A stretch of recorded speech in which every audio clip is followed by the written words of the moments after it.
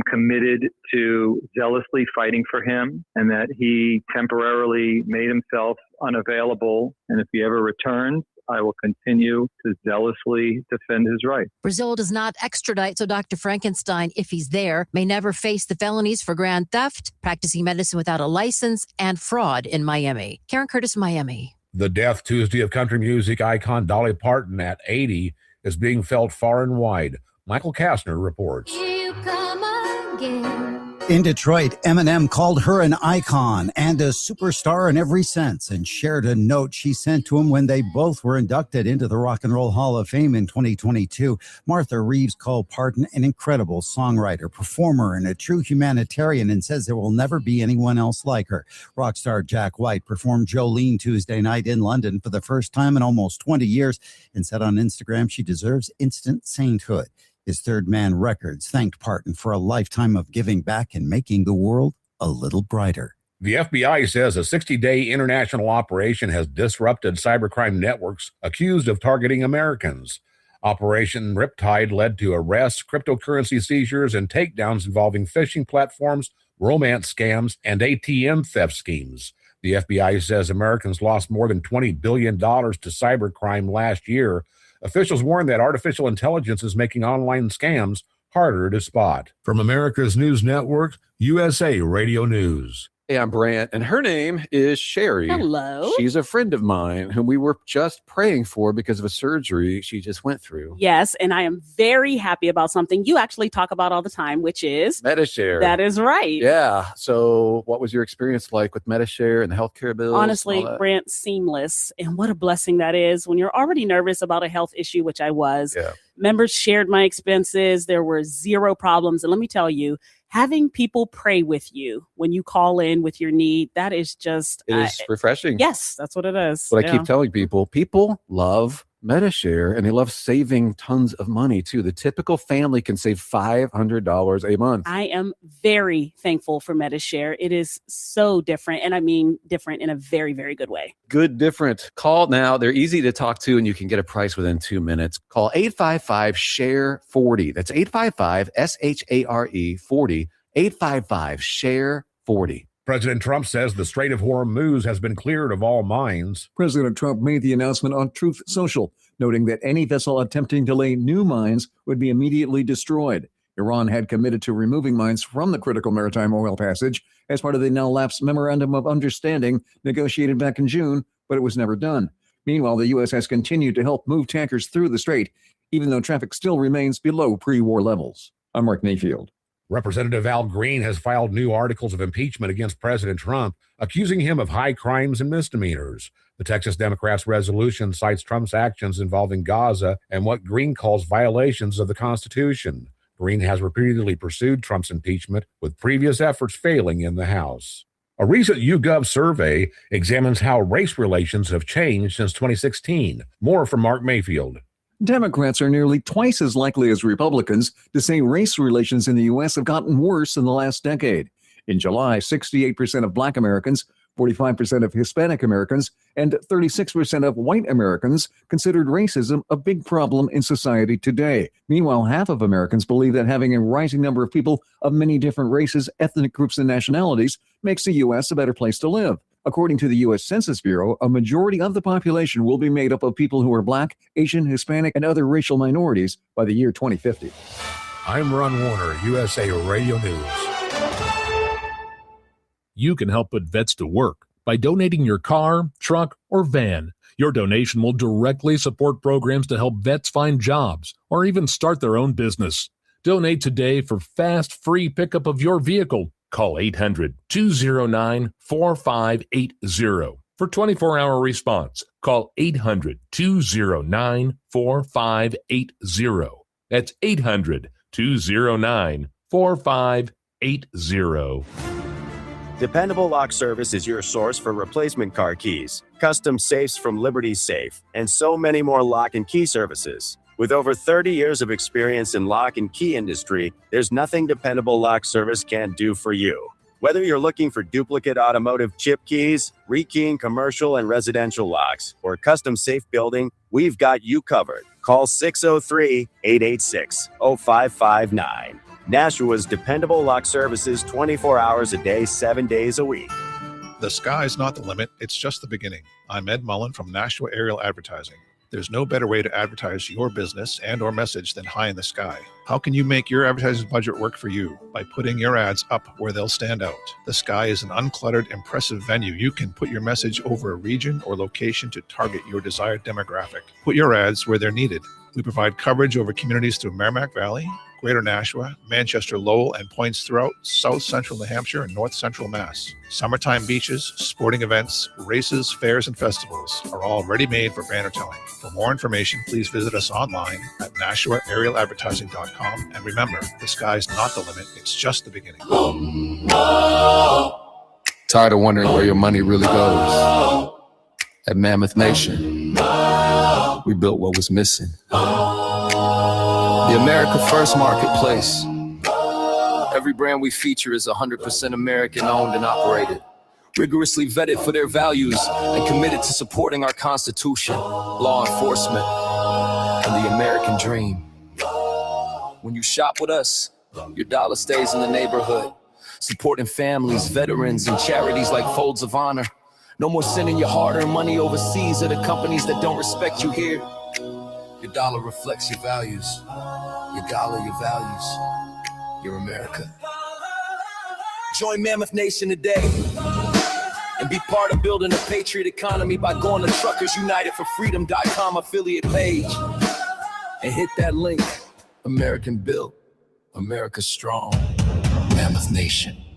The views and opinions of the following show do not reflect those of WSMN, its owners, and/or associates.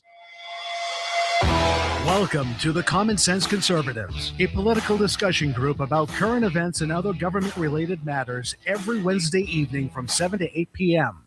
Right here on WSMN 1590 AM, WSMN 95.3 FM, and streaming live on wsmn.live.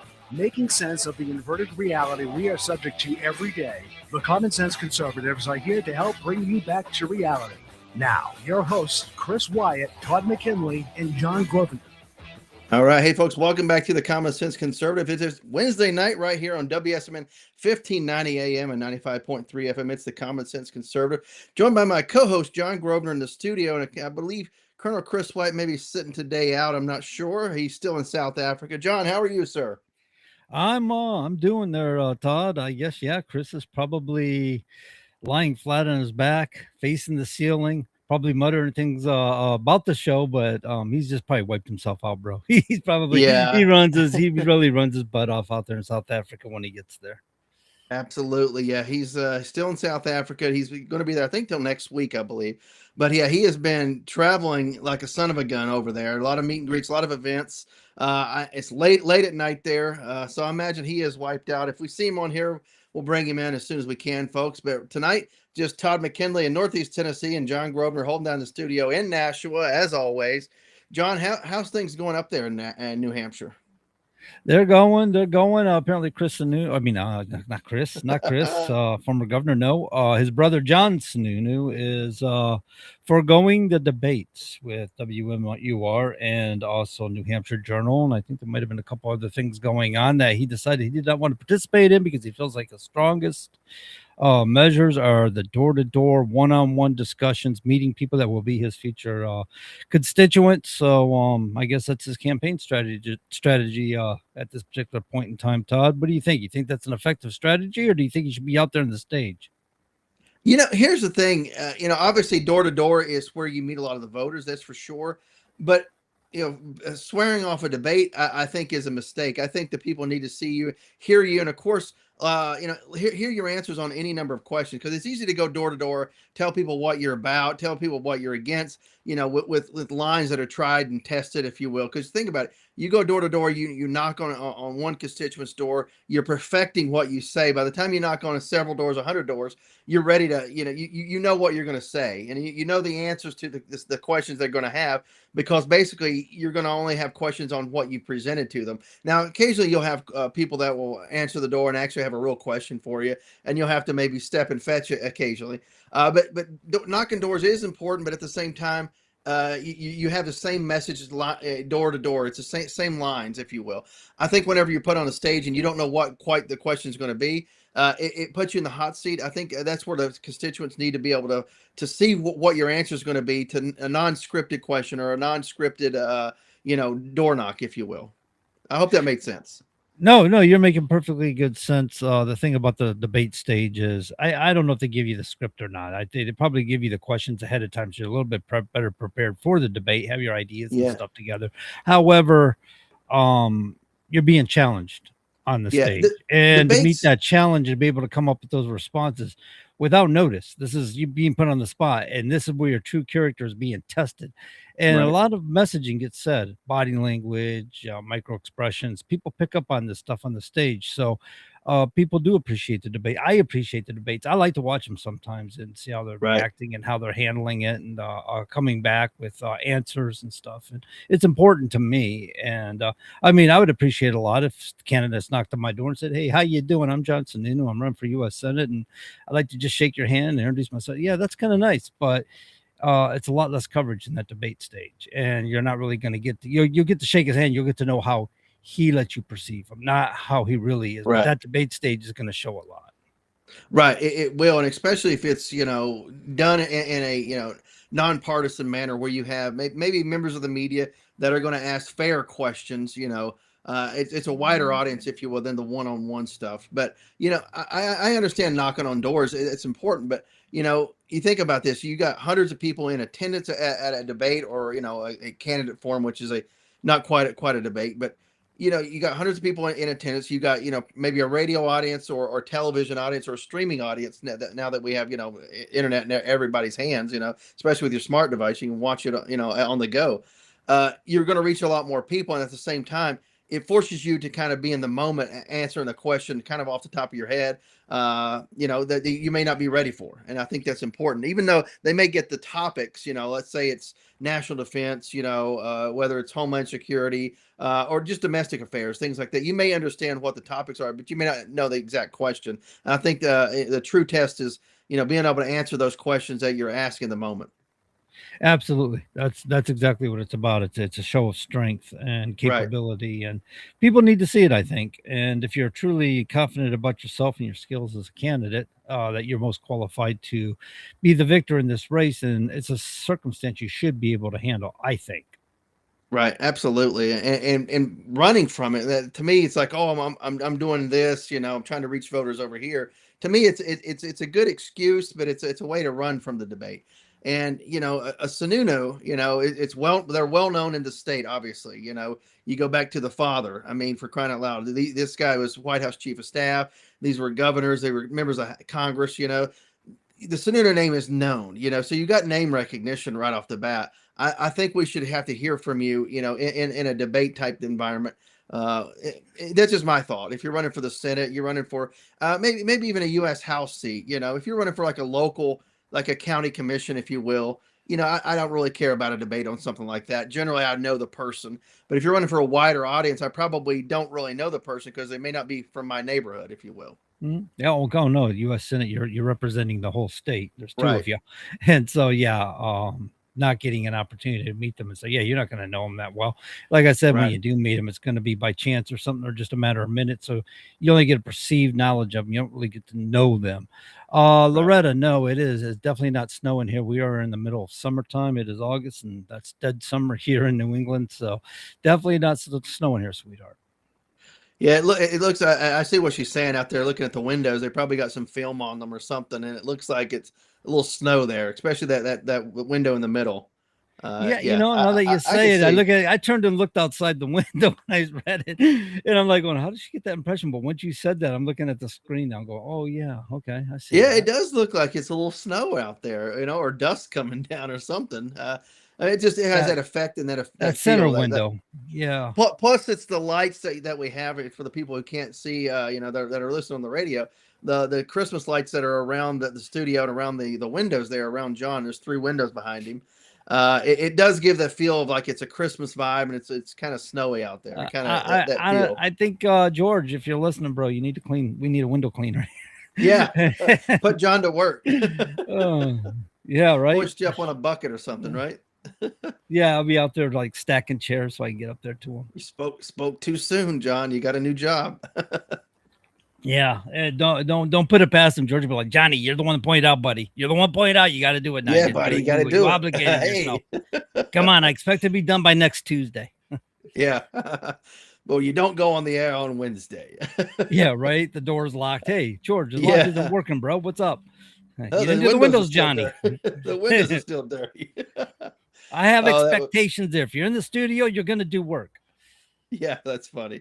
No, we will tell everybody that George is the owner there. He's definitely not a slave driver. He's a excellent guy, excellent Yeah, he man is. for George, sure. George is good people. He's people. He and we Bob are both. his Bob and we are George his have favorite both owned show. this, Obviously, we know this. Do what? We have to be his favorite show, right? I mean, obviously. Oh, we're of on course, it, of course. No, a lot of great shows there on WSMN for sure. Some of them are national, some of them are local. Some of them are just like us once a week, but everybody's, putting out a message. Great station, especially the local shows that, that's to me, you get a lot of information out of that, versus some national show, not down in national shows, but you get a lot of that local, what's going on, what's going on in my neighborhood, what's going on in the state. I think that's important as well. And that's why we try to focus on Nashua and of course, what's going on in New Hampshire, in addition to all the other national and international stuff that we talk about here. So we try to ensure that we do focus on New Hampshire a little bit on the show for sure. I don't know what's wrong with me. I should be bringing on some New Hampshire candidates or something. I don't know. I haven't reached out to him. Billy's been reaching out to him on Patriot Confederation. We've had him over there on Tuesday nights. Right. In fact, we got what's her name? Susan DeLimas coming on next Tuesday on Patriot Confederation. Right. Your state rep candidate, is that right? Yeah. She's married to Jerry DeLimas. You probably don't know him either, but yeah, he's good people. I don't know Susan so much, but I'm going to find out next Tuesday as far as Susan goes. All right. Yeah. Always welcome on here for sure. And I believe it's September 9th. Is that right? Is that the September? Let me see. Yeah, I'm looking at my you're calendar right. here. Yep. Yeah. September 9th, we got Anthony Knops coming back on. He is the author of the No Fail Mission, the men and women behind the Presidential Service Badge. The first edition, and of course now a second edition is coming out, and I've been featured as Chapter 9. He did an interview with me, and I'll be up in Washington, D.C. In September 15th at the Army Navy Club for the book release there. It should be interesting, but we'll have him on September 9th talking about the book. And of course, you guys can, if you want to, go on his website, anthonyknops.com. That's ANTHONYKNOPPS.com, all one word.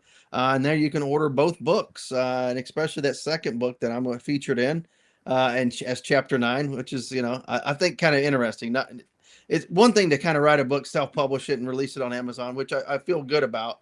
And of course, the proceeds from that book is going to a good cause, helping end suicide and focusing on those types of issues. But this is kind of one of those things where somebody asks you to let me interview you to be a chapter in the book.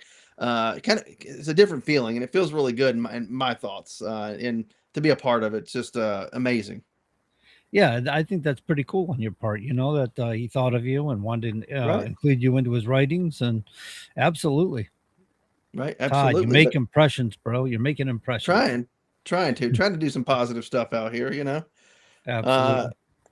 Talking about positive things, what are your thoughts on what's going on with Iran right now? And I know I want to get an update from the Colonel.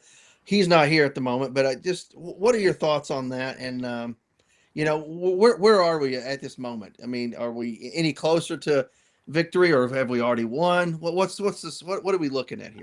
I think as far as the news goes, it's kind of like I'm only half paying attention anymore, because as far as the news goes, we're hearing the same regurgitations. Oh yeah, we swept the Strait of Hormuz, it's free of mines. We've heard this several times now. And oh yeah, everything's flowing through. So we've heard that several times now. Mm-hmm. So, and I think it's true. I think things are flowing. And I heard something about is it UAE or another one of them? They're shipping a different route. They're not even playing games with it anymore.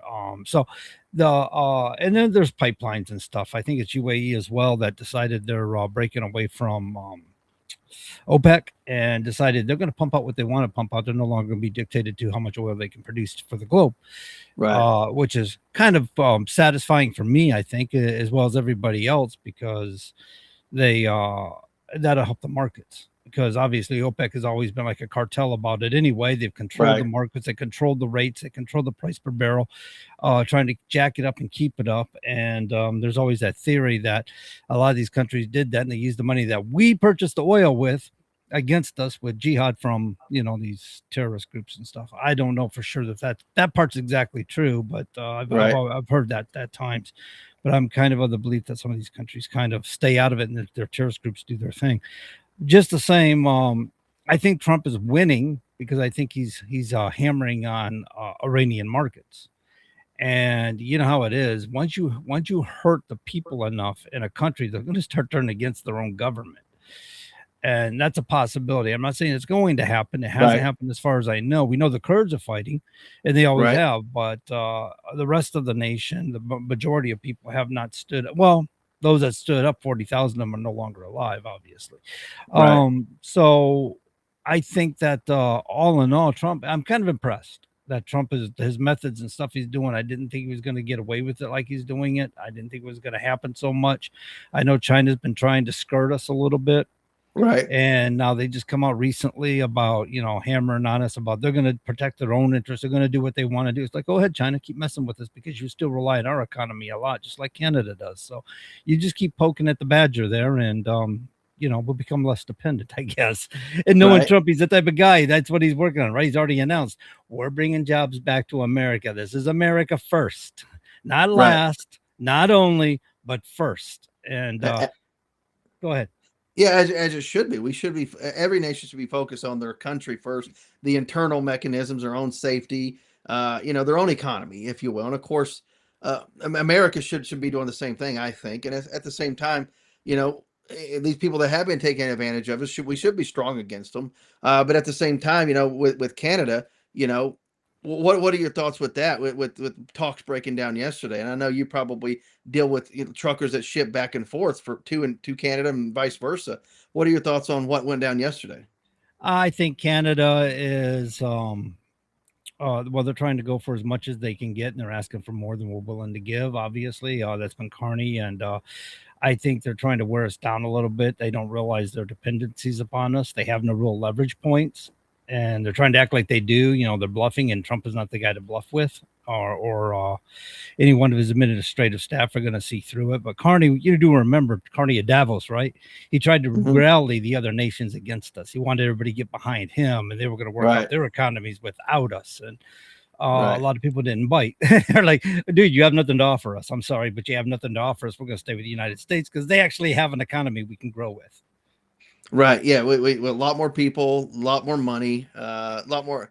I don't want to necessarily say stable, but as far as, probably more stable in many ways, because the purchasing power that we have, I believe, makes us more stable in some respects. Well, there's a thought that that's what this whole thing about the oil is in Iran. I mean, a lot of this isn't just about nuclear armaments. It's about oil, too. I mean, Iran's out there selling for dirt cheap, and it's undermining other markets. And we were losing in the petrodollars. And I think a lot of this is to reestablish our strength with the petrodollars, because we leaned on that a lot through the years. And by reestablishing that, we'll have a, greater, stronger dollar. And we need that. I was looking at a post somebody made about inflation during the Joe Biden administration, because they're trying to put a lot on Trump about inflation right now, and and it's at 2.7%, right? Coming out of the Joe Biden administration that they want to focus in on. But truth of the matter is, they're like 30% from the beginning of Joe Biden administration to the end of the Joe Biden administration that nobody on the left wants to look at or actually accept that. We've had a huge increase, inflationary increase during the Joe Biden administration, and it's hurt us a lot as a country, as a people. And so of course they want to deflect it back on Trump, but that's what they do. They always try to spin it around and make it look like Trump did something wrong. And he's taken all the right steps, all the right measures. If he keeps going, it's probably going to feel like 1970s all over again, as far as having that kind of patriotic buy American. Remember, you were born in the 70s. I don't know if you remember when you was a kid, but if you back in the 70s, if you worked at GM in Michigan, and you drove a Toyota or a Honda in on that lot to go to work, you might not be driving home with a roadworthy car. Them union guys were playing games. They're like, no, that's not American, bro. You don't do that here. And so we had that kind of sense of patriotism towards our country in terms of keeping our economics strong here in the United States. And we've seen that shift in the 1980s, I think, where we started outsourcing a lot and started trying to benefit from other countries. And I don't think it benefited us as a whole, as a country, as far as our labor workforce and things like that goes. Right. I hear you. Yeah. Loretta asked me if she could ask a question about suicide. For sure. Just post it in the comments there. And as it comes up, I'll try to answer it as best I can, for sure. Just let me know. If you see it, John, for Loretta, post a question. Let me know if I miss it. I saw a post in there about not being able to sleep, and the reason why a lot of folks in South Africa are struggling with rest is because they're scared. Yeah, they're scared what's going to happen while they're sleeping. I feel very fortunate. My problem is I wake up at 2 or 3 o'clock in the morning, but it's not because I'm scared at all. Right. I don't know what it is about waking up at 2 or 3 in the morning. Now I know why they call it the witching hour, because it's a pain in the butt when you only slept 4 hours and now you're wide awake and you can't go back to sleep. Right. Yeah, I've made myself at night just it gets late and I'm like, you know what? Just call it. Don't try to turn on another show. Don't try to open up another email. Just close everything down. Go brush your teeth and just go to bed. And even if you wake up, try to work through that. You know what I mean? Don't give in and get up and start moving around doing stuff. Just lay there for a little bit. Try to go back to sleep. And I'm finding that I'm getting better sleep by not letting my mind start to get active again. Not grabbing for a screen to listen to something. You know what I mean? So it's helped out a lot. I do that too. It's an hour and a half of tossing and turning. My wife's like, will you just get up already? At times, yes, I'm right there. Yeah. I got you for sure. But folks, you're listening to the Common Sense Conservatives right here on WSMN 1590 AM and 95.3 FM. We're also available online at wsmn.live. That's wsmn.live. And of course, many social media and streaming platforms out there. We're not joined tonight by our co-host, Colonel Chris Wyatt, who is still in South Africa on his his month-long tour there this go-around. Many meet and greets. Of course, last couple of weeks, he was a little bit under the weather. I think maybe got a cold or something over there. And tonight, I guess he's getting the rest he truly deserves, taking a night off from the show. If he pops on here, we'll let everybody know. But if you're watching us, that's why you're not seeing Colonel Chris Wyatt. He is not available this evening. So we wish him a speedy recovery. And of course, safe travels back home once he's done over there for sure. And he's not shunning us. I think he really just wiped himself out. Oh, I think so too. Yeah. I didn't see in an email or anything that he's going to beg off tonight, but it's expected at times, these things happen. That's why there's 3 of us, somebody can't make it. You hopefully you have 2 people showing up, shoulder that load. And there's been a couple times in our 5+ year history where I've not been able to make it, but John and the Colonel has always picked up the slack for sure. So here's your question, Todd. Is it wrong? Do someone that does it go to hell, or may one be forgiven for that act? So sorry, very touchy question. We'll understand if you wish not to answer. It's right. No, interesting question for sure. It is, and I it's one of those things that you think about this for the longest time. They said that's the unforgivable sin, right? And then you have people that did a lot of research and to try to find out, is that the truly unforgivable sin? And they're like, they can't find it really specifically. So I'm not a theologian, anything like that. If you're Catholic, the Pope, not the current Pope, but the most recent Pope said that, he doesn't think people do go to hell. He's not sure. I mean, I don't know the right answer to that. Nobody knows. That I don't know the right answer to that. It's philosophy. There's no actual answer for that one. So I'm not going to pretend I can give you the right answer, philosophically or from a religious standpoint. But I do know that there's many ways you can go to figure out the signs and symptoms that somebody may be presenting to be able to identify them. And there's many ways you can help. And if you're in America, we have a crisis hotline you can call. It's 988, and if you're a veteran, you press 1. I know you're probably in South Africa. I don't know what resources they have there. But here in America, we do have some resources available for people who are going through that process in their mind of possibly committing suicide. And that's kind of the focus of my book, was kind of identifying those issues and focusing on those and hopefully being able to get people help, if you will. So, not going to give a good answer from a religious standpoint. Just don't have the right answer, I don't think. You got an opinion? Yeah, that's pretty much it. I mean, to say that somebody goes to hell, here's the thing. As a human being, I don't get to decide who goes to hell. You know what I mean? People try to say, well, you're going to hell for that. You're going to hell for that. It's like, can you not be forgiven? You know, I get it. If you kill yourself, can you be forgiven for it? You know, I don't get to decide that. You know, who knows, right? Everybody No, loves to nobody. pretend that they know, you know, what God or any deity, you know, whatever religion you are, may think, or whatever, what punishment they're going to, you know, put us through. But you know, we're mortal people. You know, we don't know these things for the most part. It's what, I guess, it's what you believe at the end of the day. So since she asked the question, and I'm not putting anything on her, but you know, if somebody is out there thinking about it, you know, please reconsider, Right. because you don't know what life has in store for you when things seem like they're really down.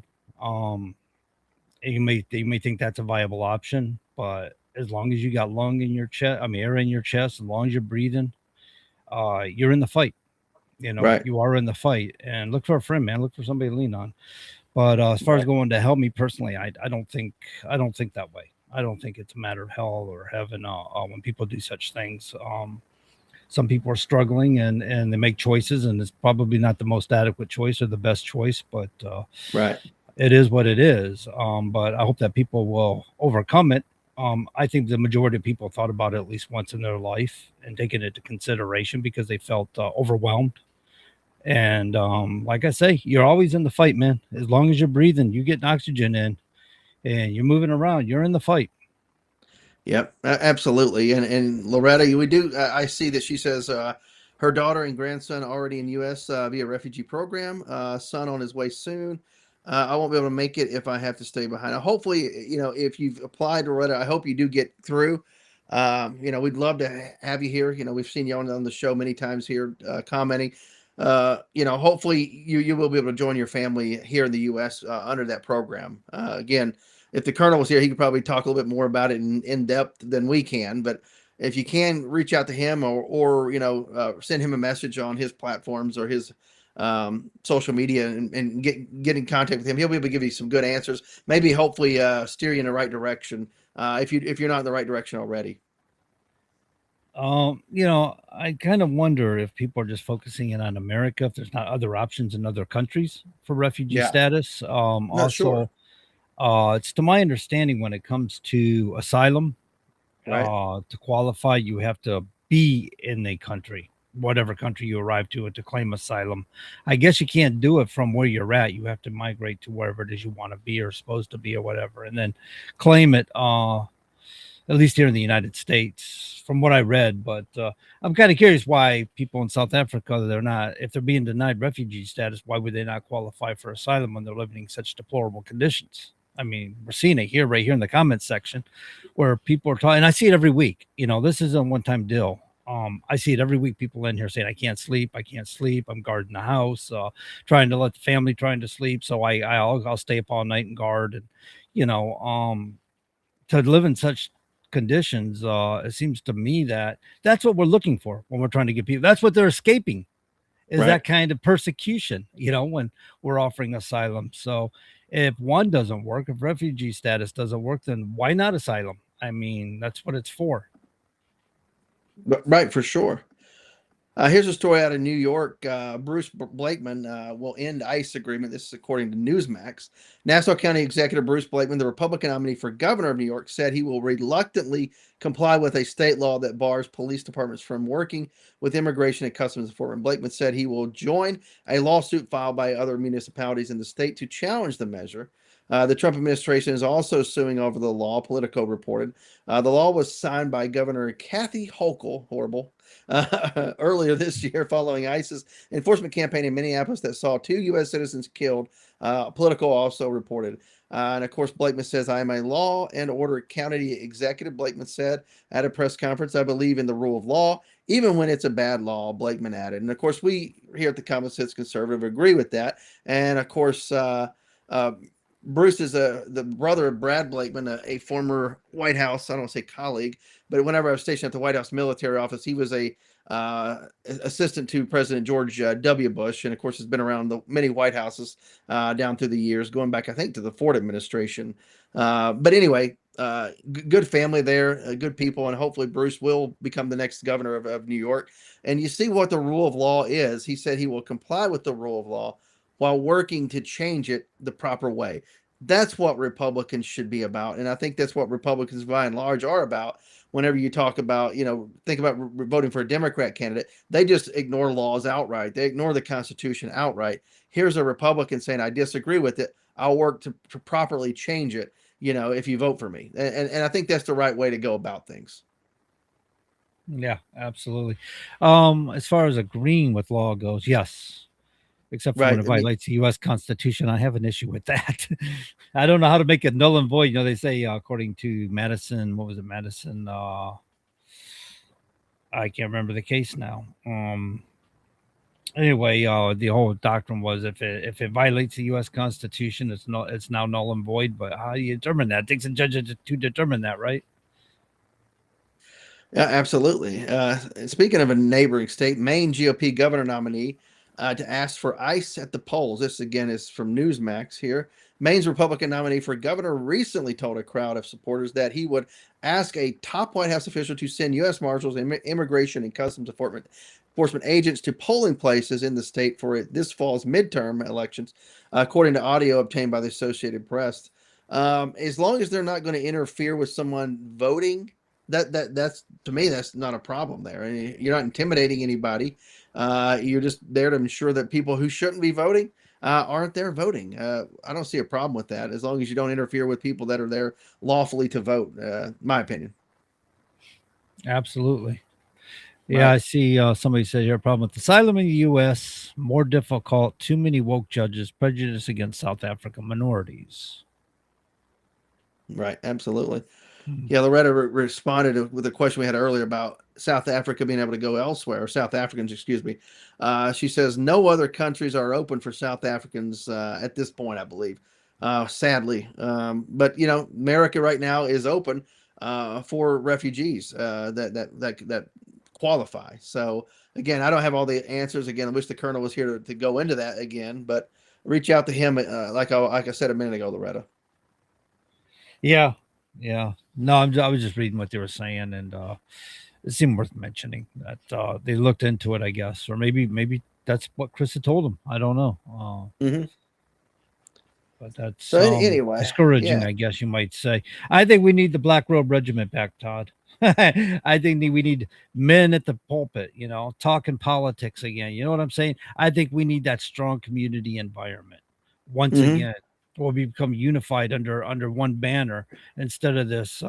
We watched Jesus Christ being under attack for how many decades now from the left.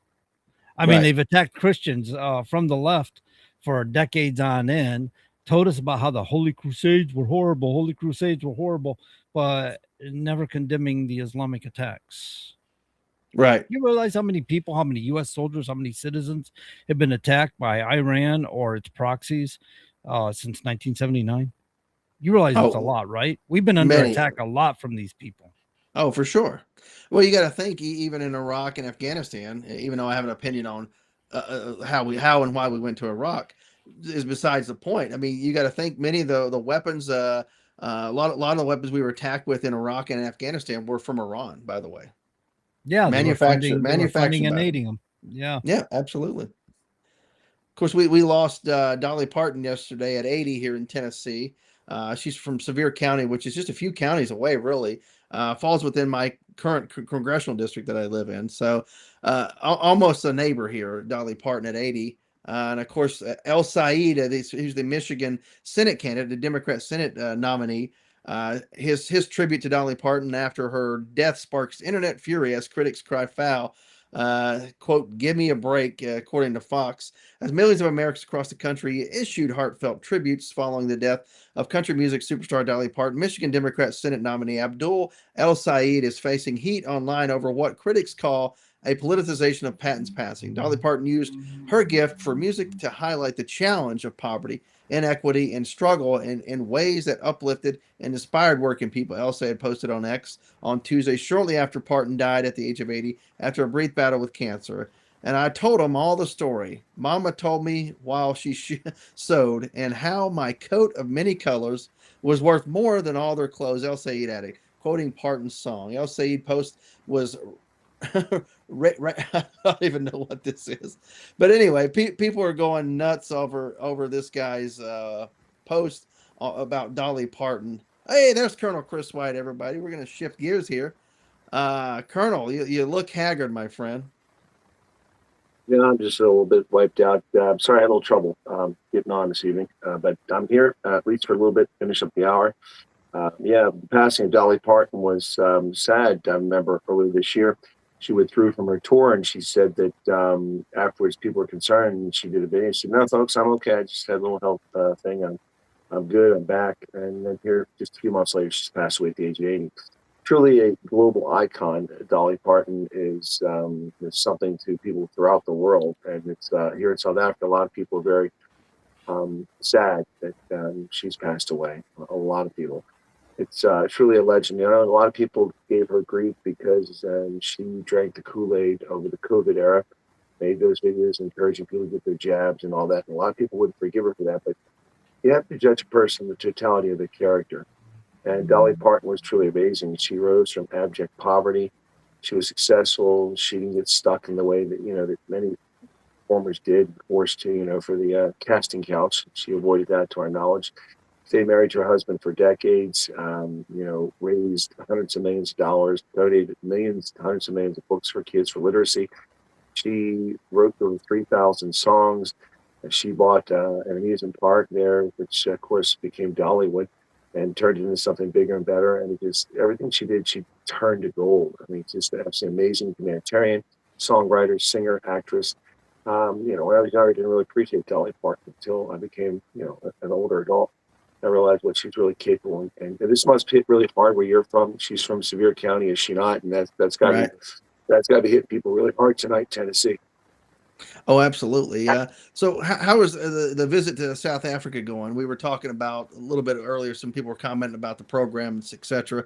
But how is your visit to South Africa going thus far? Oh, it's epic. The folks here in South Africa are just amazing. It's really been something else. But as usual, I just people ask and I never say no. And so I really go quite the distance here, and there's still quite a bit to go here in the last few weeks. It's amazing all the places I've been, all the people I met. I went to the South Africa New Zealand game on Saturday in Johannesburg, and over 400 times people stopped me to say hello and take a selfie with me. It's really amazing. People are wonderful. I was expecting a few people to see, but not that many.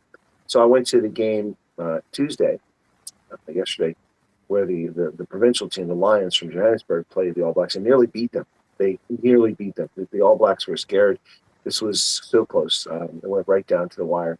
And I didn't expect anybody to see me there because it's the local provincial team. It's Johannesburg, but about 60 times people stopped me. It's unbelievable. And everywhere I go, people are so warm and friendly and helpful.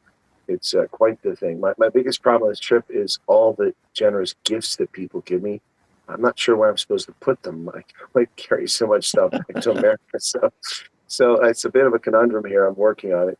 In fact, I left an entire duffel full of gifts back in Johannesburg with some friends who will transport it by car down to Cape Town to save me the cost of shipping it through the air 3 or 4 times.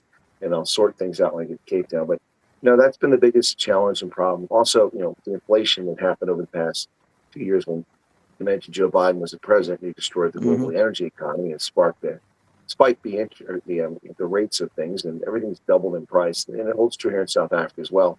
Things I used to get for $30 or $40 now cost $50 to $80. I used to be able to get lodging for $37 to $50 to $70 a night.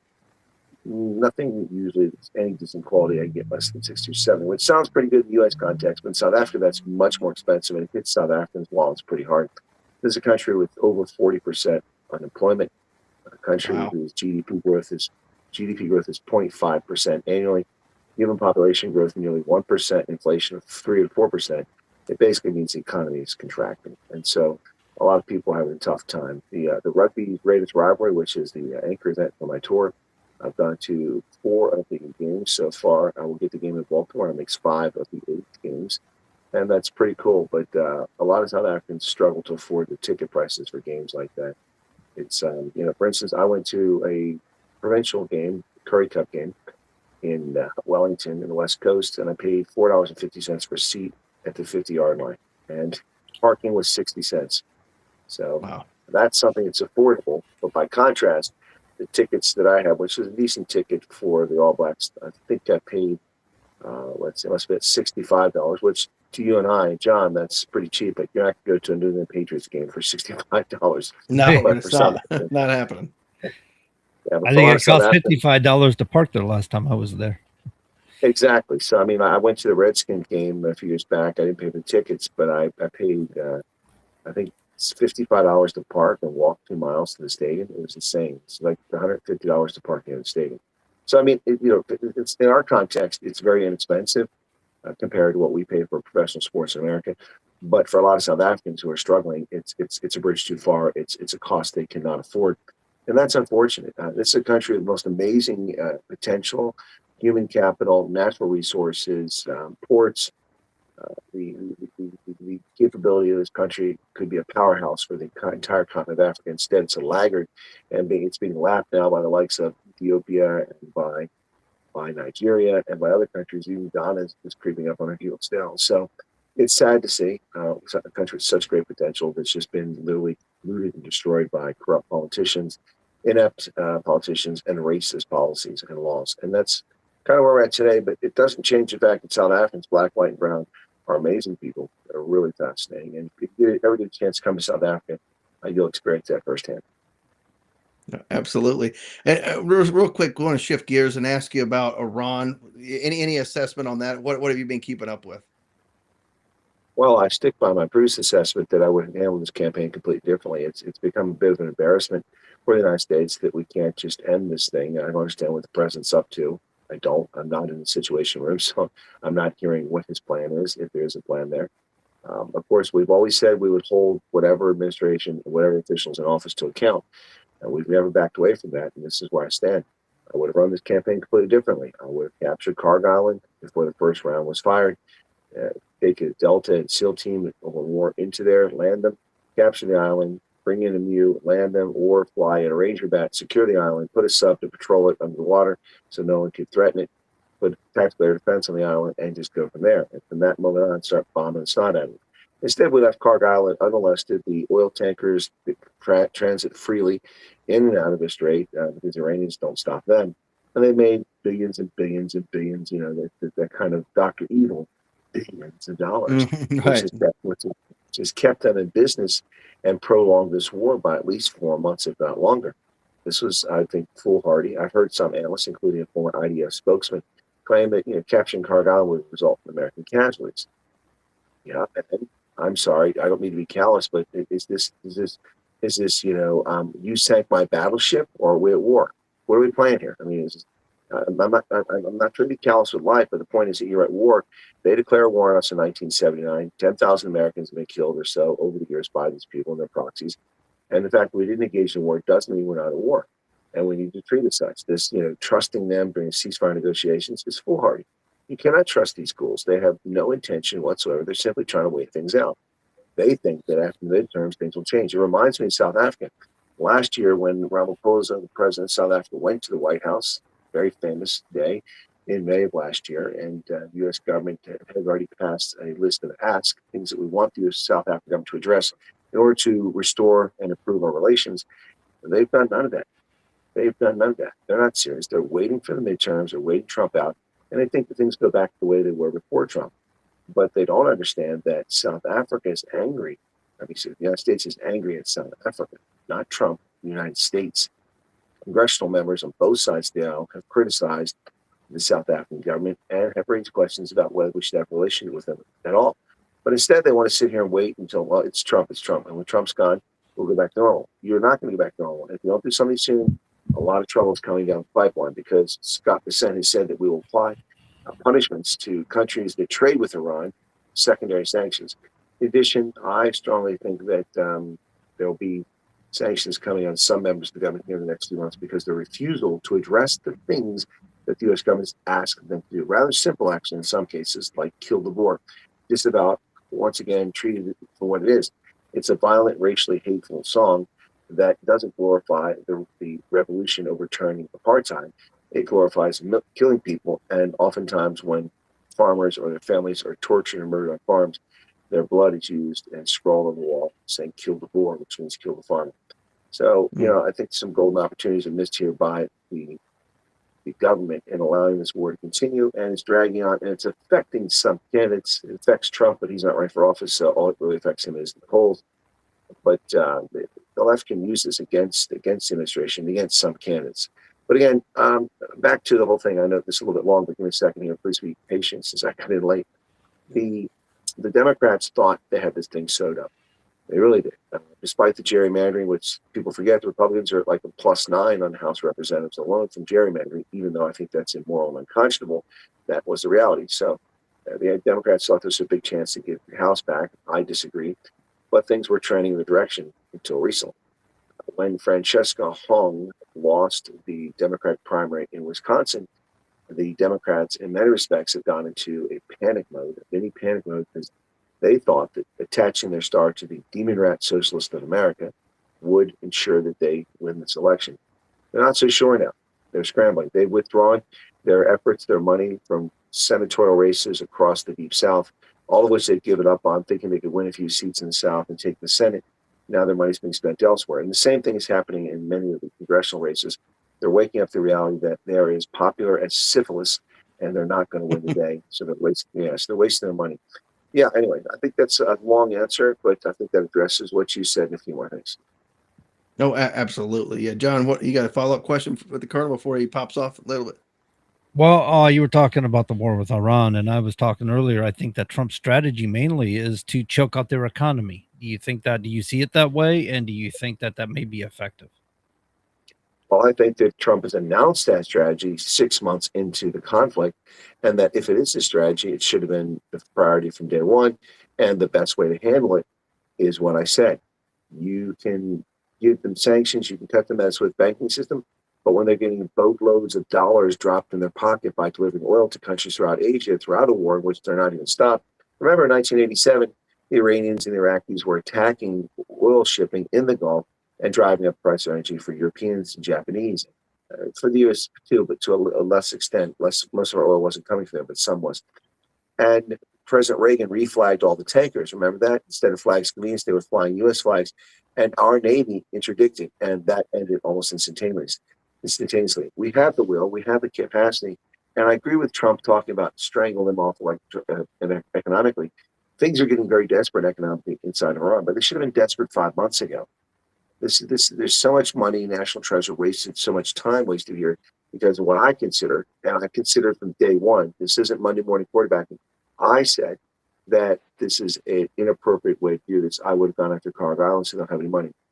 If they'd done that 6 months ago, before the first bombs fell on the nuclear side, so the air defense, the communications, or the Iranian Revolutionary Guard Corps, this thing would be over, in my view. I could be wrong about that, but certainly if it wasn't over, Iran would be much weaker today than they are, and they would be begging to get off on this. But as it is, they didn't do that. So we're kind of stuck here 6 months later, and very disappointing. I said July 4th as a deadline for Trump needing to win this thing or get out of there before it starts causing damage to the elections. And we're past July 4th. We're past August 4th. September 4th and Labor Day are just around the corner, and we're still in Iran. So I agree, cut them off economically, but should have did it 6 months ago. Yeah, absolutely. I don't know why I think a lot of it too is we're still somewhat dependent on China and getting China's been aiding Iran a lot. And in fact, they just made an announcement how they're going to look out for their own greater interest. They're not concerned about the United States. So until we get off the dependencies with China, we're going to have a hard time sanctioning them. Well, that's going to be a very hard thing to do because our industrialists have sold us down the river in the Western Europe, in Japan, in South Africa, in the United States. by shipping much of our manufacturing to a country that employs slave labor, that has pervasive human rights abuses, that is a communist country, all for a fraction of a percentage on the bottom line. These bastards have sold the world down the river so that we depend on the slave labor of China to produce our goods and services. They're morally bankrupt. Everyone that sent production to China, shame on them. And that's the situation. You're correct. We are dependent, but they're even more dependent on us. If they want to play a hard war of economics, we'll see who starves first. It won't be the United States. It'll be Chinese. They can't even feed themselves. They can't feed their 1.5 billion people. They rely extensively on agricultural imports. Without that, they will literally starve them. So if they want to play, monkey business, hit them where it hurts. Like Iran, they don't value people. But real quick, Chris, if you can, we've had a lot of comments coming from South Africa tonight, and some people feel like they're not going to qualify for, and we've heard of some people that did not qualify for the refugee program. Are there other avenues for people to choose that, whether it's asylum here in the United States, or are there other countries they can seek for refugee or asylum where they're living in such deplorable conditions in South Africa and feel a need to escape? Yeah, it's truly sad and heartbreaking what's happening for people getting ineligibility letters, which means they're not eligible for the refugee program for a variety of reasons. It could be they have safe haven passports, so they expect to go there, or maybe they're not in the country when they apply. You have to be in the country, or there's other things like fraud and other potential risk that the U.S. government's unwilling to take with people. And a lot of people have been getting those letters. I've met over probably 100 of them on the ground here. I doubt anyone's spoken to that many people in person. In fact, I know no one has. It's very sad to see this. But unfortunately, for most of these people, there is no other option, and there is no appeal. That's so the people out there spreading false hope, telling them lies about they can do a Freedom of Information Act request, and then that'll get them back in the program. That might get you your answer. I've read a few of those that people got. Oftentimes you won't get an answer, but sometimes you will. But okay, so now you know why you're ineligible. What are you going to do now? There's no appeal. There's no legal right. They're not U.S. citizens. They're not entitled to the rights that the two of us or the three of us share. The protections on the Constitution. That only applies once they fly over, land in the States, go to an immigration officer who stamps their passport and lets them in the country. Now they have rights. Now, if someone wants to take away their status, they get a court date, and the judge will hear their argument, and they can't just be kicked out of the country. But until that point, it just doesn't happen. As far as elsewhere, there are very few countries that have an interest in helping South Africans, whether they're black, white, or brown. But if people have money, there are options like Malta, which is a good option in the Mediterranean. Another is Mauritius, closer to home down here in Southern Africa. Then, of course, there are some Caribbean islands like St. Kitts and Nevis and Trinidad and Tobago that are actually sell residency and even citizenship in some cases. But again, you have to have resources there. Some are not that much, a few tens of $1,000s, but many of them, we're talking a couple $100,000 investment or $500,000, something like that. So there are options as far as, we would say plan B, but many people that's simply not realistic. So it's unfortunate, but some people will find themselves in the situation. And this is why I told people from the outset on this program, you're owed nothing. You don't have anything. You're not a refugee until you're here. Please be smart, declutter your house. Don't quit your job. Don't take your kids out of school. Don't sell all your things. Continue your life as if nothing ever happened. And if, in fact, they call and give you a date and give you tickets, then you can get rid of stuff. But what if I have no time? Well, are you being persecuted or are you destination shopping? I appreciate that you have assets, but is your life and the future of your children and safety and your progress and your ability to succeed in society, is it in such grave condition that your life is threatened? And if so, then me about it. Oh. All right, folks, we'll be back after the break here on WSMN 1590 AM and 95.3 FM. I think the Colonel may be dropping off, but if he's here, we can continue with what he was talking about. Until then, stick around, folks. We'll be right back after these messages.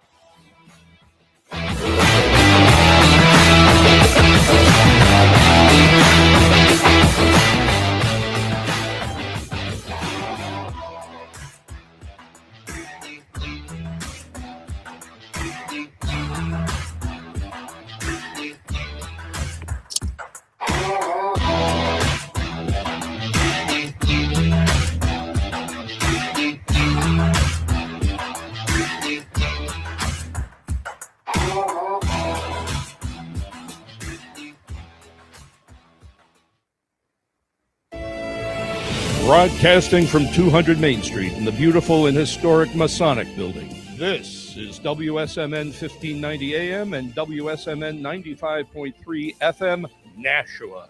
Streaming live at wsmn.live. USA Radio News, I'm Anthony Lucero. President Trump says Iran's in a very bad spot, claiming the U.S. blockade of the Strait of Hormuz is working. Iran and Oman are planning a temporary corridor for commercial vessels through the waterway, while Trump says Iran's new Ayatollah survived U.S. strikes but was seriously wounded.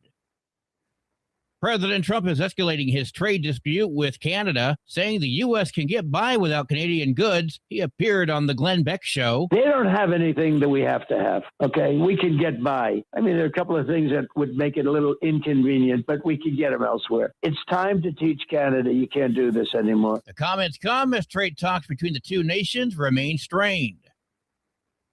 The Texas Senate race is drawing renewed attention to Democratic candidate James Tallarico's vote against legislation restricting certain Chinese-affiliated entities from buying property in Texas. The greatest threat to the United States is the People's Republic of China. A recent campaign ad makes the issue a focus, while Republican Ken Paxton supports restrictions on foreign land purchases.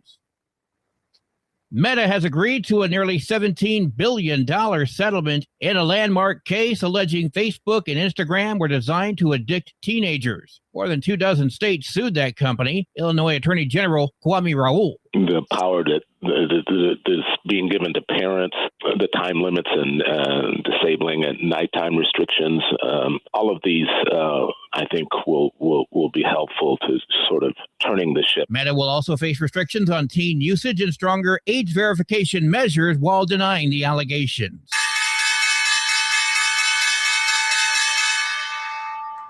Wall Street closed lower. At the closing bell, the Dow Jones lost 113 points, the S&P fell by a single point, and the Nasdaq dropped 21. I'm Lizzie Radabali. From America's News Network, USA Radio News.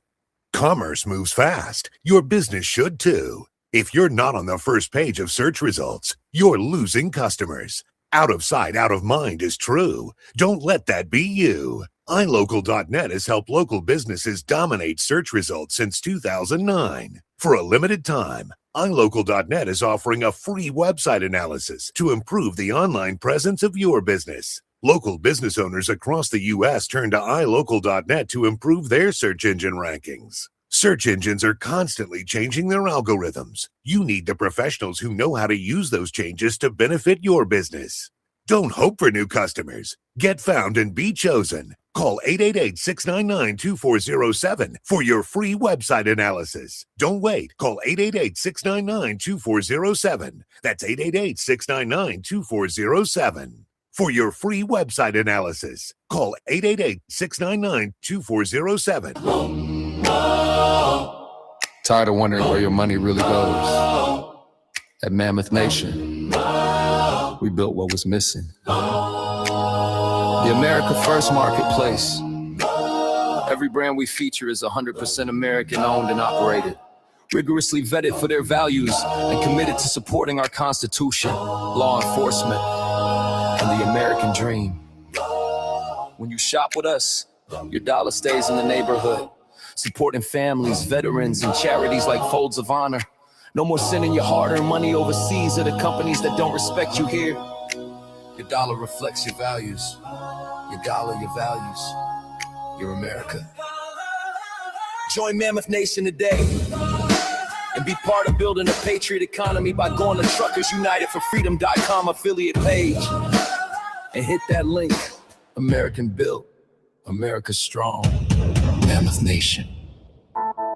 Hi, Nashua. I'm Perry Cataldo from Choice Benefit Services, your local insurance agent that has dedicated himself to all the Medicare plans in New Hampshire. Whether you're just turning 65, new to Medicare, or already have a plan, I'll explain all your Medicare options and extra benefits that you hear so much about. I ensure you're getting all you're entitled to and all that you deserve. Nashua, don't get fooled again this year. Call Perry Cataldo at 603-461-5550. That's 603-461-5550. Or visit me online at cbsnh.com. That's cbsnh.com. I look forward to hearing from you. And remember, health is wealth. Continuing the legacy started in 1904, Roger Pellerin of Gate City Monument Incorporated continues to provide the same high-quality monument, custom headstone, and stoneworking craftsmanship today that they built their reputation on over 100 years ago, servicing Nashua, New Hampshire, as well as nearby areas in Massachusetts, such as Lowell, Billerica, Chelmsford, and beyond. From creating custom monuments to memorialize, to landscaping and granite work or restorative services, each job is done to your satisfaction and is backed by decades of experience and integrity. If you're thinking about stonework, think Roger Pellerin of Gate City Monument. Visit online at gateCityMonument.com. Stop by and meet Roger at 321 West Hollis Street in Nashua, or call 603-883-7141. That's 603-883-7141. Gate City Monument, memorials of distinction for people who care. All right. Hey, folks, welcome back to the Common Sense Conservatives right here on WSMN 1590 AM and 95.3 FM. And Colonel Chris Wyatt, for those who are listening, is still with us. Colonel, I think you were in the middle of a thought there whenever the commercial played us off there. If you want to get back into that, or if you have any other thoughts you want to jump into. Yeah, sorry about that. During the commercial break, I lost connection 4 or 5 times. Reconnecting. That's one of the reasons why I had trouble getting on early. But so I probably don't have a lot of time here. The internet can be a bit unstable at times here in South Africa, especially in a remote place. I was just wrapping up about how, if I recall correctly, about the approach we've taken to Iran. I agree with the president that we're strangling them economically, but if we're not strangling them fast enough and hard enough. This has proved to be a distraction that's unnecessary. It's costing us a lot of national treasure. I hope that the president gets it sorted out soon, so it's over. But I think the only answer here, quite frankly, which nobody's saying openly, is regime change. That's the answer here. That's the only way this thing ends. We said that at the beginning on this show. We were talking about, come on, let's get that regime out of it. We don't want it. Yep, we did, and we are right pretty often on this program. So maybe someone should listen. But it's time for this thing to be brought to a swift end. You see that the president during the break they were listening to the talk about the tariffs with Canada. We're playing hardball with Canada. That's another one. Our friends up north, if they want to play chicken, let's see who falls off the rails first. We don't need Canada to survive. It certainly has a big impact on our lives, but without us, it's catastrophic to their economy. And 2/3 of their trade or something like that's with the U.S. And they can talk about alternatives, but it take a long time before China becomes a reliable partner in the way the United States is. Plus, our systems are so integrated, whether it's driving, whether it's rails. I mean, the Chinese can be a great friend for the Canadians if they want them to be. That's their perspective. But there are no railroads that run from China to Canada, but there are lots from the U.S. There are no highways that link China and Canada, but there are to the U.S. There are no familial ties except for a lot of people out in, of course, Vancouver and a few other places where they birthed tourism, gave them citizenship in Canada from Hong Kong or from mainland China. But basically, the cultural, the linguistic, the historical, the infrastructure ties are all U.S. Canada. And if they want to play chicken, they're going to hurt Canadians. And that's what the politicians are up there doing. They want to play games. Ford has run his mouth again about how he's going to cut electricity exports to the United States off. Well, they can cut off $3.3 billion electricity exports to the United States, but at the same time, we can turn off $1.5 billion of electricity exports to Canada. Now, who suffers the most there? Americans may take a hit. It may be a problem, but the Canadians cannot survive without trade to the United States. And this is a very dangerous game that Mark Carney is playing with Donald Trump. And it's a shame because we were once very close friends. But the Canadians lost their way years ago. They lost their way. There was a very good book written over 2 decades ago by a political scientist in Canada. On my trip up there when I worked for the National Security Agency, I purchased the book in the bookstore. It's called While Canada Slept, because that's exactly, while Canada slept, its leftist politicians led it down a path, on the primrose path to oblivion, and a situation in which Canada, a country that for over a century punched above its weight on the world stage, has become a sick joke in international relations. It's all about LGBTQ, priorities first. It's all about letting the country be invaded by people who are not Canadian, just like it's happened here. And when Sophie Cunningham went there recently after being asked a question about men in women's sports, and she said, no, men shouldn't be in women's sports. The woke tards in Canada, in Toronto, booed her at the WNBA game every time she touched the ball. And Sophie Cunningham, like she always does, took care of that. She scored 13 points, 3 critical 3-pointers, and they defeated the Canadian side up there in Toronto. And so they were all happy that they were asses towards her, and they booed her on the court, but she got the last laugh. And this is what's happened to Canada. Canada, it's become what San Francisco is, a joke, except it's a joke to a continent, whereas San Francisco is a joke to California. And it's sad to see. Canada once punched above its weight in every aspect, geopolitically, and now it's a laggard in so many ways. And if they want to play hardball, we'll see who's hungry first, Todd. Yeah, no, that is a good assessment right there for sure. We talked about Iran, talked about Canada. Real quick, I always ask, maybe every other few shows, about Ukraine. What are you seeing there? And what are your thoughts in that conflict? I know it's ongoing. Who knows what tomorrow may bring, right?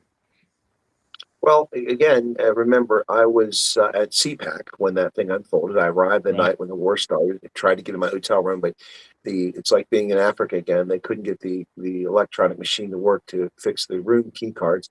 And then they couldn't find the guy who was the maintenance guy. He was sleeping somewhere. So for 45 minutes, I waited to get in my room. And then I finally get in my room because he lets me in. They bring me a key card in the morning. But I got there and I turned my laptop on, turned the TV on. I was going to get a shower because it's Florida. I was already all sweaty and nasty, Yeah, and that's how it goes. And already we see that the invasion has happened. So I went online that night and I said unequivocally, people said, so how long will this last? I said 3 to 5 years. And they were all aghast. What do you mean 3 to 5 years? I said 3 to 5 years minimum. If you understand what's at stake here and what's going on, you will realize that this will not end anytime soon, and that the Russians will have difficulty achieving their goals, and that the Ukrainians won't give up. And that's exactly what happened. Now, I didn't envision the West becoming arms merchants and prolonging this war by giving all their old military equipment to Ukraine to kill Russians, and therefore this war lasted for much longer than it should have. But the bottom line here is that this thing is not going away. Neither side is going to give up, and neither one is going to listen to what Washington tells them. There's not enough pain that can be inflicted on Russia, and not enough common sense that can be inflicted upon Ukraine's corrupt, immoral, thieving leadership that refuses to hold an election because they're just making too much money and they feel too important, pretending to be battlefield captains. Vladimir Zelensky is one of the biggest jokes on the planet. He is a piano player. He uses his penis to play a piano on stage as a comedian. People forget that. That's who he really is. He dresses her up with wearing a sweater, pretending he's a soldier. He's not. He's a comedian who plays the piano with his penis. And that's what people need to remember. So my point here is I'm not pro-Russia. I'm not pro-Ukraine. I'm pro-peace.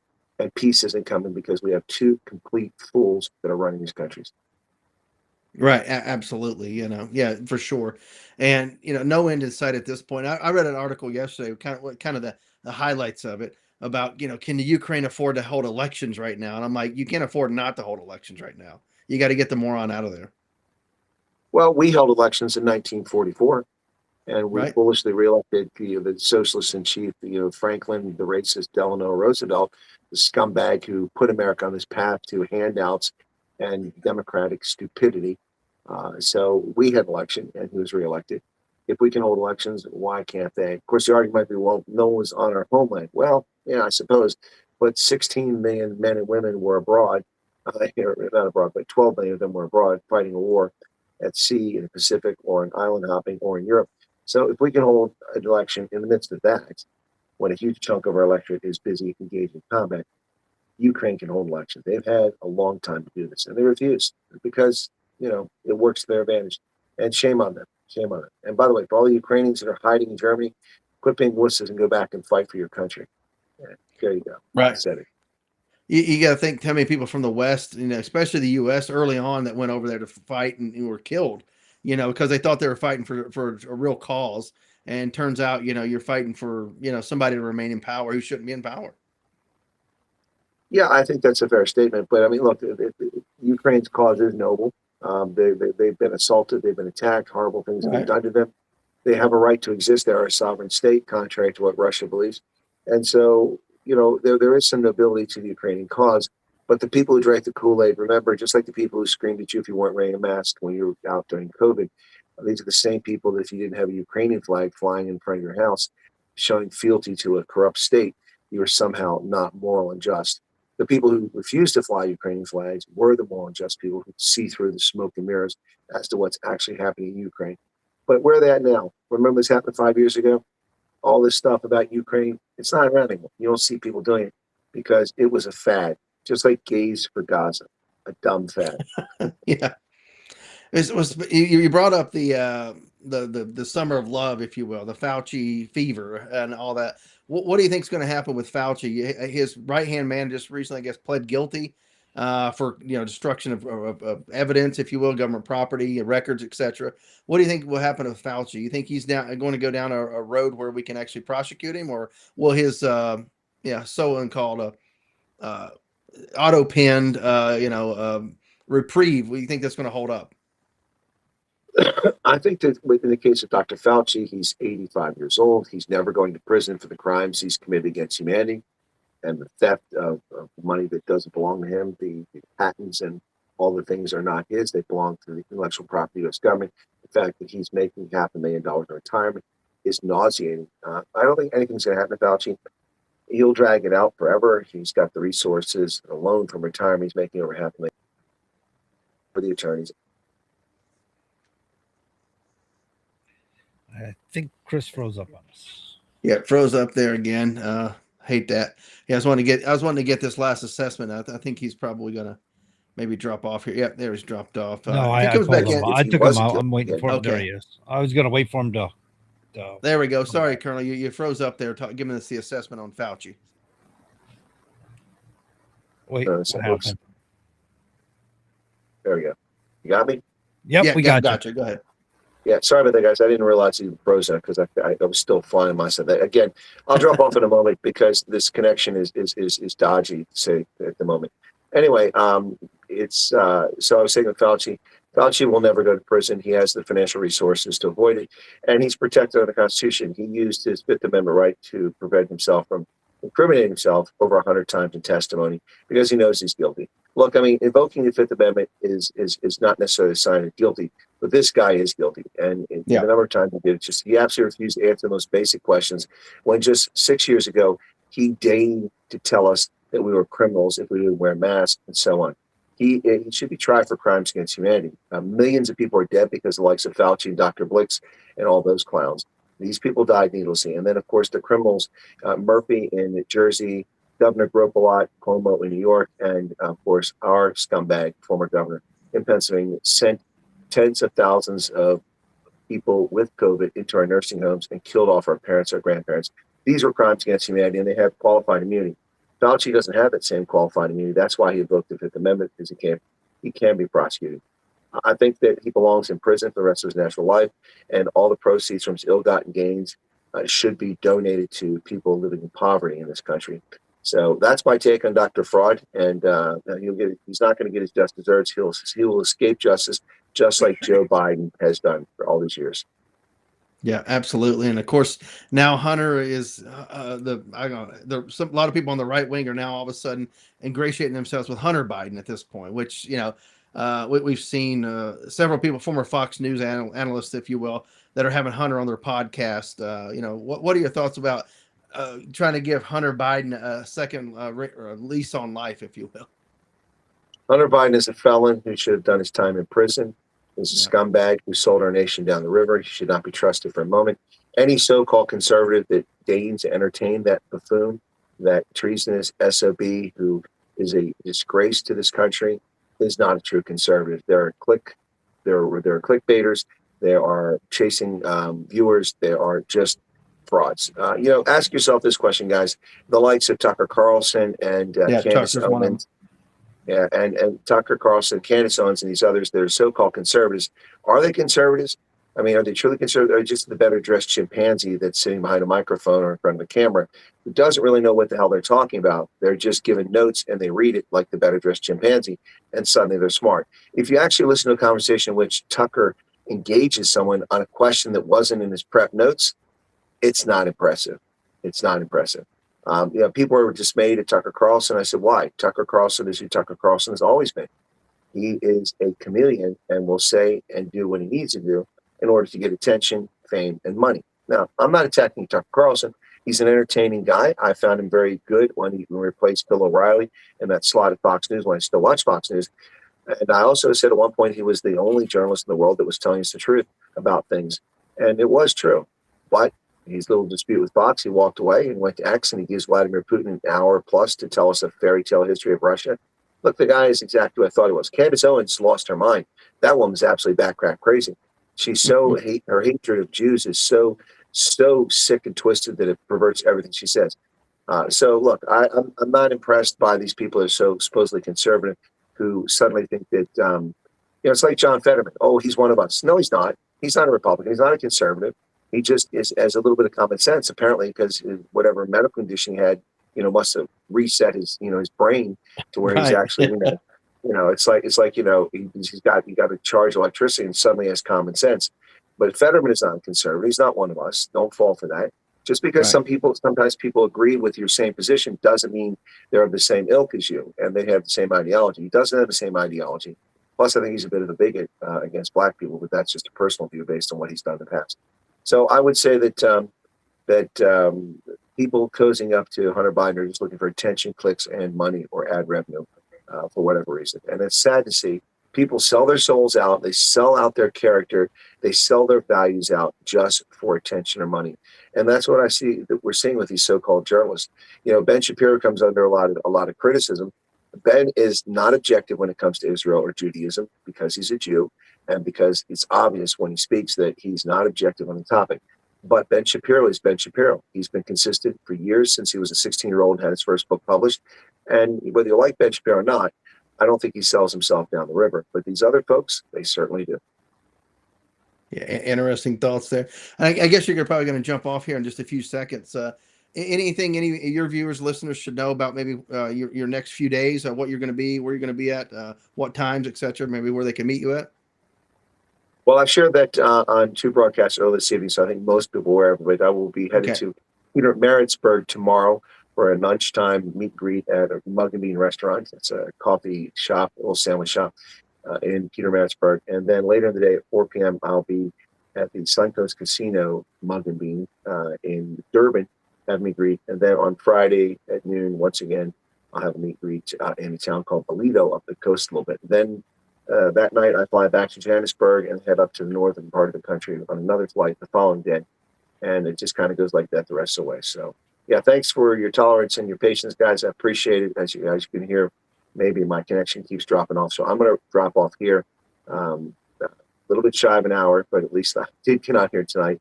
And thanks. And I look forward to next week and hope to have a little bit better connection. And you guys enjoy the rest of the program. And to the viewers and the listeners out there, because we are on radio, the listeners out there, thank you so much for your patience for my tardiness tonight. And I hope that you found my comments to be useful and perhaps even insightful. And if you don't, oh, well, then you're getting paid the same. You're just listening. Thanks, guys. There you go. It's all free. Right. Yeah. Appreciate it, Colonel. Thanks for being here and appreciate the insight. For the people who want the Colonel fix, hey, we got about an hour out of him. And I got the questions I wanted to ask really in the first hour. And I'm glad he was able to stick with us here for the first half of the second hour. Oh, absolutely. He's good that way. I thought maybe, like you did earlier, that maybe he just fell asleep. He was running himself so ragged. And it turns out he just couldn't get on. It's like, okay. But then he stays over the hour anyway, just to make good, good conversation with us. And that was good of him, because he does get up early. Oh, Todd muted himself. Huh? Oh, sorry. Yeah, I was talking. I actually got my cousin here. He's kind of watching me. I asked him to step away to get me a lemonade. Sorry. Oh, you gonna have some of that Southern lemonade? None of that sweet tea? No sweet tea? No sweet tea. So there we go. A little lemonade here. Lemonade in his White House tumbler. Yeah, well, actually, it's for the viewers there. It's White House Communications Agency. I just took a little White House sticker on the front of it. So. Oh. Yeah. Oh, okay. So yeah, it is a White House tumbler, I guess technically, but yeah, I picked it up now. The agency I served at whenever I was at the White House military office. I picked it up there some years ago, so I'll just use it as my little lemonade cup. Keep it in the fridge, and it's a nice little metal tumbler. Yeah, keeps it cool. Yeah. They make some really nice tumblers now. I remember the old ones, the ice melted so quick, and now the new ones, they're so insulated, and you put ice in there and it's in there all day. Oh yeah, absolutely. They can get expensive too. Everybody gets in these fads of, this brand, that brand, or whatever, or they make a special version. And everybody has to run out and buy it. They'll buy 5 or 6 of them, which I think is a little weird. And they mark the prices up when they resell them. They do. They make their money for sure. Oh yeah. So sorry where about are we that. at now? They So yeah. So Seems like what are we thinking about, John? I mean, the midterms. I know it's coming up fast. I mean, we're 70 some days away from the November midterms. Does the Republicans keep the House and the Senate, or we're gonna suffer under socialism or communism, whatever the case may be, democratic socialism? Where do we go from here? it's a tough one, man. Midterm elections are tough to call. Any election's tough to call, really. The left is kind of crippled. I mean, I think Trump's really worked in 2024 during that election period as a campaign. They worked really hard to prevent fraudulent elections. Let's just go with that, I guess. And so they did a good job there. And now they're trying to work to prevent fraudulent elections from happening again with mail-in ballots and things like that. Right. And there's been a lot of obstruction from liberal left judges. And I think now a higher court had ruled that with the USPS executive order Trump put out, I think they agreed with him on that one about the mail-in ballots and stuff. So I'm not sure that when I was reading the article, I'm like going, wait a minute, did they agree or didn't they agree? It was one of those articles where like, I'm not sure you're making sense. Right. Yeah, I'm gonna have to go back and reread that one. I don't have a problem with if you're using your absentee ballot program that's out there, that's not a problem. But this idea of just mail-in ballots, if you register to vote, you get a ballot mailed to your house. I don't like that. There's no. You had control to there. have a reason. You didn't Right. just get a mail-in ballot and mail in a ballot because it was convenient. You had to have Right. a reason for a mail-in ballot. I can almost say that right. A mail-in ballot. So anyway, you had to have a reason to do it. It had to be you were out of town for business, like military or some reason that you weren't going to be there at the polls to vote in person. Otherwise, you were expected to be there at the polls and vote in person like everybody else. They wanted to see your delightful face. Yeah, absolutely. And I voted absentee a number of times, but I've always requested it properly. Whenever I served in the military, especially the last several years that I was in there. Early on, I tried to go vote when Clinton was in office. Went to the voter assistance office or officer in our unit, and like the office that they had normally would staff was an operation because they didn't fund it. So they're like, well, good luck with that. Basically, told me good luck. So a number of years in my early career, I didn't vote. Wasn't able to vote because Clinton era, they didn't fund a lot of that stuff. So it was kind of hard to get a mail-in ballot or an absentee ballot. Wow. Pre-internet days, being able to get something sent to you from your local election office back home, which was an issue. And of course, good luck trying to get them on the phone, right? Back in the old days, especially if you're overseas. That's terrible to hear.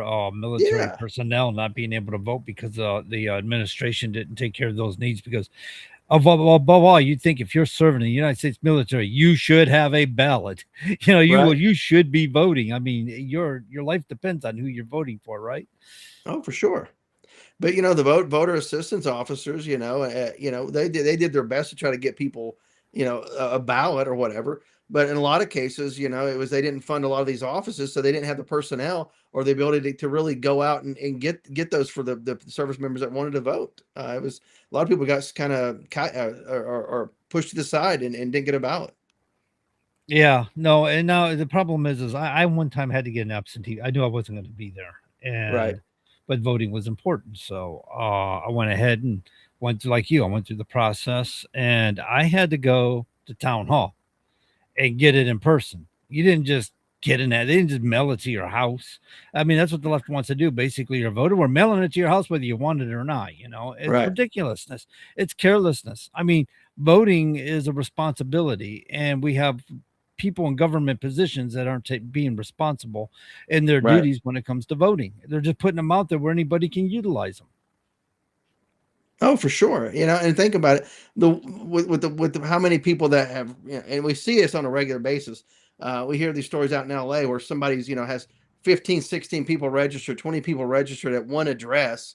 And it's not like in an entire apartment building, it's one apartment. And it's like, you're telling me that there's no fraud going on here? No, no one need to investigate that. There's no fraud here whatsoever. It's like this place has 16 people registered to vote. The next apartment has 20. The next one has, 20, whatever. It's like, we get to the point where you have 1,000 people living in a apartment built complex that should have Four-unit only complex, yeah. it should only have like 100 people living at it, and it's like, Yeah. really, all these people are registered to vote there with names that are very suspect anyway. We can't investigate that. Nothing to see here, folks. Right. It's insane. And they're insulting to the American people. They're insulting to the intelligence of the average American when they keep saying most honest and fair election. The fact that you're saying that is concerning. The fact that they jumped out saying that, I found Right. very concerning. It's like, oh wait, you're trying to shovel some dirt over something. You need to hide what's going on here. You're saying that pretty adamantly and pretty often that it even raises the eyebrows a little higher. Right. And it's funny is whenever it's the party that's benefiting from it has the same talking points. And it's like immediately you had the same talking points of how fair and how free that election was, how there was no voter, no voter fraud, no registration fraud, none of that, nothing that went on. It's like zero nonsense. It's like there's at least one or two here and there. So you just say there's none is complete lie right off the bat. But the fact is, there's many thousands of instances of it that we can point to, and it's like, no, nothing to see there. Don't investigate that. How many people are dead that are still on the rolls, and you can't kick them off the rolls. It's like if somebody's 110 years old and they're still on the voting rolls and they're still voting, yeah, they're probably long dead, and they probably shouldn't be voting. And if they are still voting, let's go talk to that person. That's a good news story. You know what I mean? Howard, at 110, are you still voting? You know what I mean? And it's suspect, obviously. Yeah, somebody made a comment about American citizen can vouch for 8 refugees to vote, Right. and in a federal election, it is illegal for anybody who is not a U.S. citizen to cast a ballot. So I don't know where that Yeah, I idea think that came was from. in Michigan, wasn't it? Or was However, it? a Go state ahead. can have its own laws regarding its elections within its state in a state election. Right. So that may be where that applies, but I'm pretty sure it doesn't apply in a federal election. No, well, he was an investigative journalist. I forget his name. He's one of those popular. I can't think of the guy. I was offhand, but he went in, pretended to be a foreign guy. He had somebody wearing a burqa. Went in with him. He's like, "Can I vouch for it?" And he's like, "Oh yeah, you can vouch for up to 8 people, whatever. So I can go get 8 more people, and they can vouch for 8 people. Yes, that's how it works." And they explained it to them, and basically explained how they can conduct voter fraud, quote unquote, legally by vouching. So anybody could show up wearing a burqa, don't have to say a word. I vouch these are my daughters or my wife and my daughters or whoever, and they don't have to say a word. They get handed a ballot, fill it out. I mean, you could be a million people in a given day. I mean, what a way for some voter fraud right there, for crying out loud. Because you don't have to show an ID, you don't have to show your face. I mean, how dangerous is that? No voter fraud is going to take place there. Nonsense. Yeah, I'm trying to think who that was. I know the situation. I don't remember if it was in Michigan or where it was, but Right. And I think California just recently passed a law targeting people like that. We're doing investigative journalism. You can't go undercover and try to uncover fraud, especially voter fraud. It's like, really, I can't go and uncover actual fraud that's going on. Well, they benefit from the fraud. That's why they don't want that. of Why would you course not they don't want want to be journalism? exposed. Come on, we got to make Right. that illegal to expose crime. Right. Why would you not want journalists doing their job and exposing things? You know what I mean? Investigative journalism used to be one of those, a thing that we loved in this country, especially whenever government's doing something wrong, whether it's left or right, we should want our governments to do the right thing, and adhere to the Constitution, adhere to the laws of the land, even if the laws are unconstitutional until they're adjudicated unconstitutional, adhere to the laws of the land, right? You swore the oath to do that, right? Hmm. Was that Dinesh D'Souza that did that? No, not No. Dinesh. It's another younger guy, and I just blanking on the name off the top of my head. Anyway, whatever. I know But the still, name, and it's racking my brain. I don't know why I want to figure it out. It's we do but know you what think happened. But you think about it, let's say, you know something's going on, you want to expose it so that way you can get it corrected.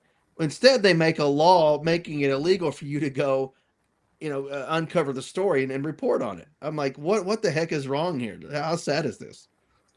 It's very sad. Pretty soon they'll have a law that cops can't investigate. I mean, Well, right. law You can't- well, enforcement is you no can't longer to inve- investigate a sitting congressman or a sitting member of the whatever, a city council or whatever. Well, back in the day, you think about this with Julius Caesar as an example. As long as he was a consul, he couldn't be tried for any crimes. He couldn't be accused of any crimes. So they tried to basically say, his time is up on office, and now we're going to find that he's an enemy of the state. Anybody can kill him, et cetera, et cetera. And that's why he went back into Rome with his legion. To basically keep himself from being killed by citizens, if you will. He take his rightful place.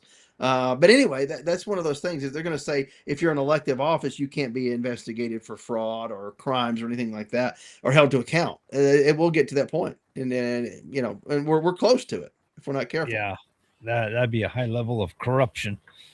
Right. And now you think about it as the power of the president to be able to pardon whoever, whenever, to include Joe Biden. It was an auto pen that pardoned so many people. Did the president have any knowledge of it? Does the president have to have any knowledge of it? Who can tell at this point? I mean, he's not going to be able to actually ever testify to that, right? I mean, his brain's gone. He's got cancer. So those people who were pardoned Even by if he auto could, pens, he wouldn't. I mean, he's not going to. of course admit not. it. He would never admit to not pardoning somebody. So now you got a situation where what can you commit any crime that you want while you're in office, and the president just quickly pardons you, and you're good to go, no problem.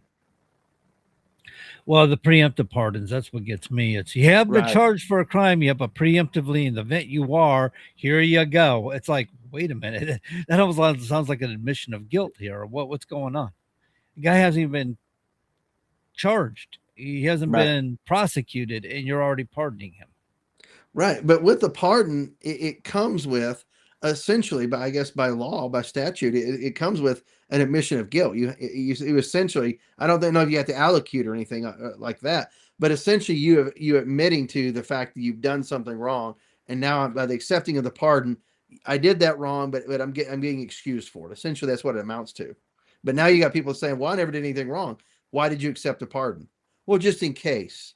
Well, if you did nothing wrong, you don't need the pardon. And this isn't a situation of being out in public Well, and with being lawfare is a thing these For days. sure. So I don't know anymore. Maybe you take the pardon for a bit of security because of the lawfare that goes on. But I mean, I know we've seen the left go after the Trump's administrative staff in his first administration. I mean, Yeah, they that's went true. after everybody. And these guys couldn't defend themselves. Guys were just pleading guilty because they just couldn't defend themselves. They didn't have the financial means, whatever.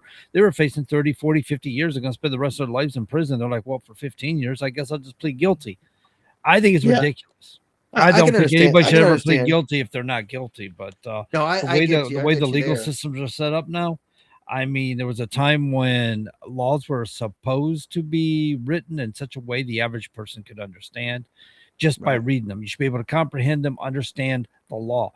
But it's so complicating now. Words are used now, and the whole thing about in accordance to section 3, part A, B, whatever. I mean, you're just chasing around, man, down rabbit holes trying to figure out what Right. these parts were so you can put the pieces together to understand what the stinking law meant.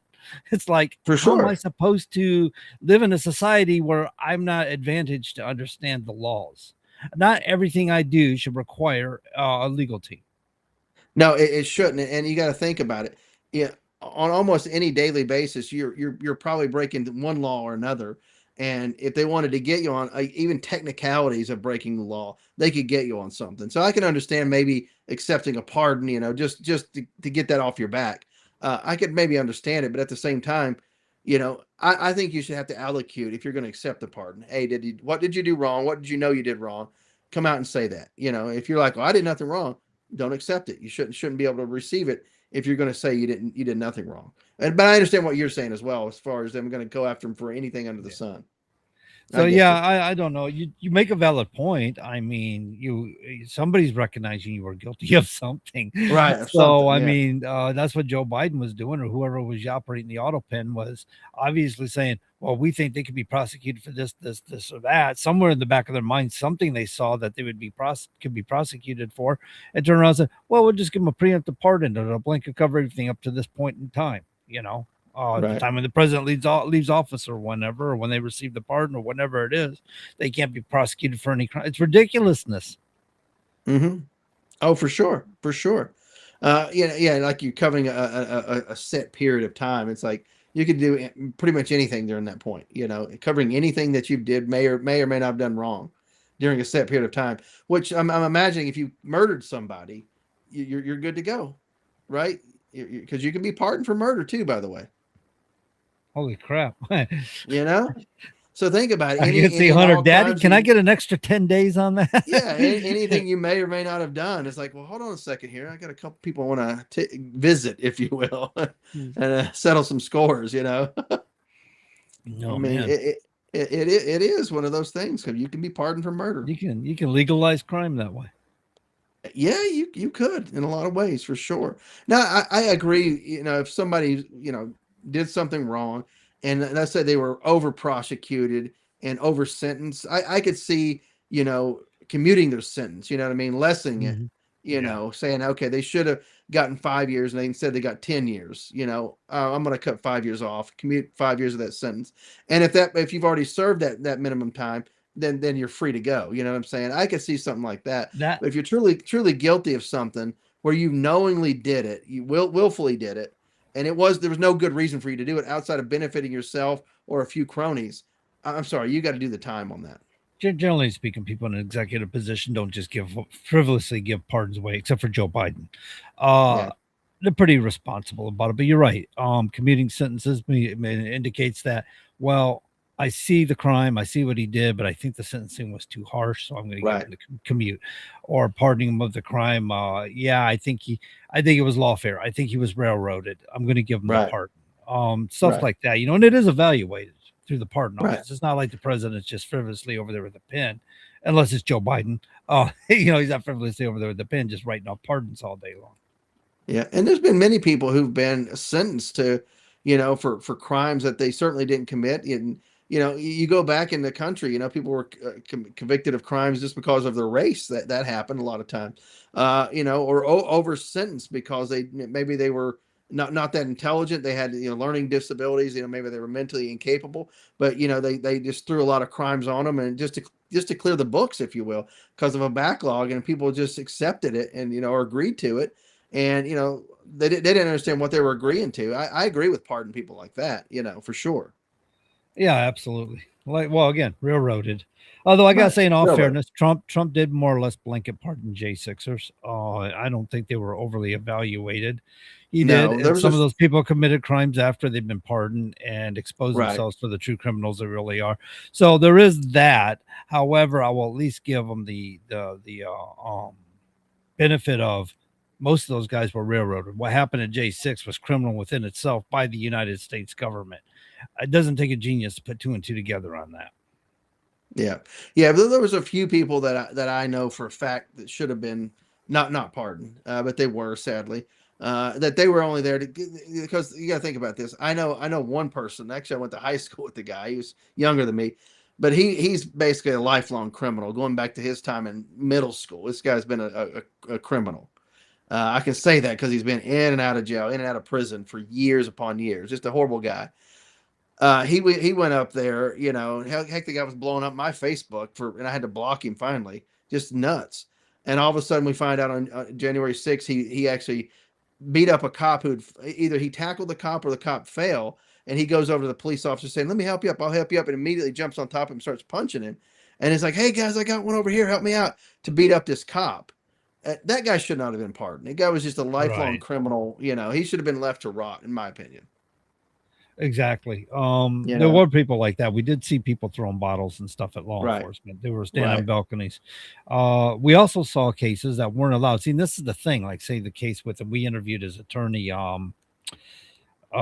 Jake Angeli, And I don't know if you remember. I can't think of his attorney's name out of Missouri, but at any rate, he holy crap, my mind just went blank for a second here. It's all right. It happens. What was I going to say? Oh no. During the course of his trial and stuff, they wouldn't let him admit evidence, such as video recordings and things like that happened during the event. And if you have a right to a defense, why can't you bring in evidence such as video recordings and things like that? Why was that not admissible? So there was a lot of questionable things in the courts that way. And later on, it came out with some of the video evidence. A lot of people that were there in J6 were protecting the cops. They were aiding the cops. They were helping the cops. They saved the cops at times when they were in bad situations. Right. Absolutely. Yeah. They should be able to bring that in for sure. And also at the same time, the fact that all of this, I think, was an inside job to be able to open up the doors to allow people just to easily access certain points of entry. That to me, there had to be some sort of inside job, whether every Capitol Hill police officer was in on it, which I don't think that's the case. I think there was key people who was able to give stand down orders in certain areas. The fact that the bike rack wasn't linked together, it was still loose, which allowed people to easily easily flow through there. Which, now mind you, wouldn't have stopped everybody, but it would have slowed everybody. It would have pushed everybody to one certain area or another. The fact that wasn't linked, the fact they didn't have the big fence up around there that they could have closed off at that point was another red flag for me. And of course, you see all these doors that people just abandon that are normally manned with people, screening points, if you will, magnetometers, etc. Just open right up and allowed people in. That rightfully should have been locked. Rightfully, and it's funny because here's doors open up on this side, and everybody's walking in through these doors, and they're busting windows on that side. Right. It's like, what the heck? The door's right there, bro. Why are you busting windows over here? And there's some video that we've seen that's not out there now, I guess, that that saw Capitol Hill police officers holding doors for people walking in. And it's like, what's going on there? Well, they had that one officer where the bike racks you're talking about, the bike racks you should not pass by because they're obvious barriers from going. I mean, they were spaced apart, like you said. Who accepts a bike rack? Who thinks a bike rack? You might think it's an odd place to put a bike rack, but when you see a bike rack, you don't think, oh, gee, that's a police barrier, I shouldn't cross it. It's a bike rack. You identified it for what it is. You didn't see it as a police barrier. And then you got an officer over there waving his hands like, come on in, come on, bring it on. He's, as I hit the microphone here, but yeah, he's waving his hands and stuff like, come on, bring it, Yeah, and I've dealt with many situations where we set up bike rack to contain people, to push crowds a certain way, to be able to be a reference point to say, hey, a visible barrier, don't go past this point. I know it's not going to stop most people from being able to hop over it, but if they hop over it, I can easily identify you. You're not supposed to be in this area. Now I can engage you. Did you put up a sign or police tape or something to indicate this is a barrier? Well, whenever it's like when I go to political events and they got it might be a flimsy barrier, right? Like say Trump. Yeah. Okay, I go to Manchester, New Hampshire. It's Trump's headquarters here in New Hampshire, so I'm up there, and they're like, so we got a special guest coming to visit. Everybody should wait and see. They didn't want to tell us it was the president, and they made a makeshift barrier between the people and the president. It was a makeshift barrier, but you knew it was a barrier the way they did it. They set it up. They made sure that you understood this is a barrier. You're not meant to cross the barrier. If you try to cross the barrier, it's gonna be problematic for you. So you knew there was no doubting what it was meant for. Right. Oh yeah, and that's what I'm talking about. Set up many bike rack, many security barriers, if you will. Even the double bike rack, which creates a dead space in between. Usually that's around a staging area where you have him centrally located giving a speech. So that way, if anybody jumps one bike rack, you got an area there, quote, air gap, if you will, that you can engage that person or secure them before they can get across the other barrier. But anyway, done that many times. You're not supposed to go past it. Stand at the bike rack. You're good to go. No problem. Once you start hopping over, you have the issue.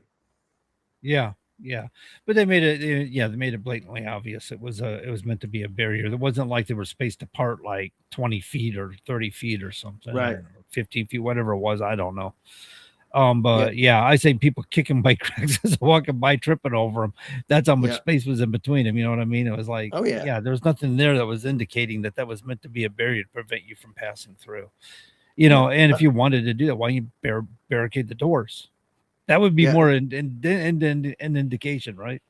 Right, absolutely. Another problem was the fact that people who just happened to have a cell phone on at the time and was on Capitol Hill, but nowhere near, bypassing any barriers, that pinged off of a cell tower. They got visited by FBI. I know an older couple lives in a neighboring county. Was telling me about, hey, we had the FBI come here and we were scared. They were threatening us with this and this, and they're like, we're at that point they were in their 70s, mid and late 70s, and like we didn't go into the Capitol, we didn't break down any bike rack. It's like our cell phone, and they're like, well, our cell phones happen to ping nearby, and it's like, so what? Who cares of what our cell phone pinged by? Our hotel was nearby.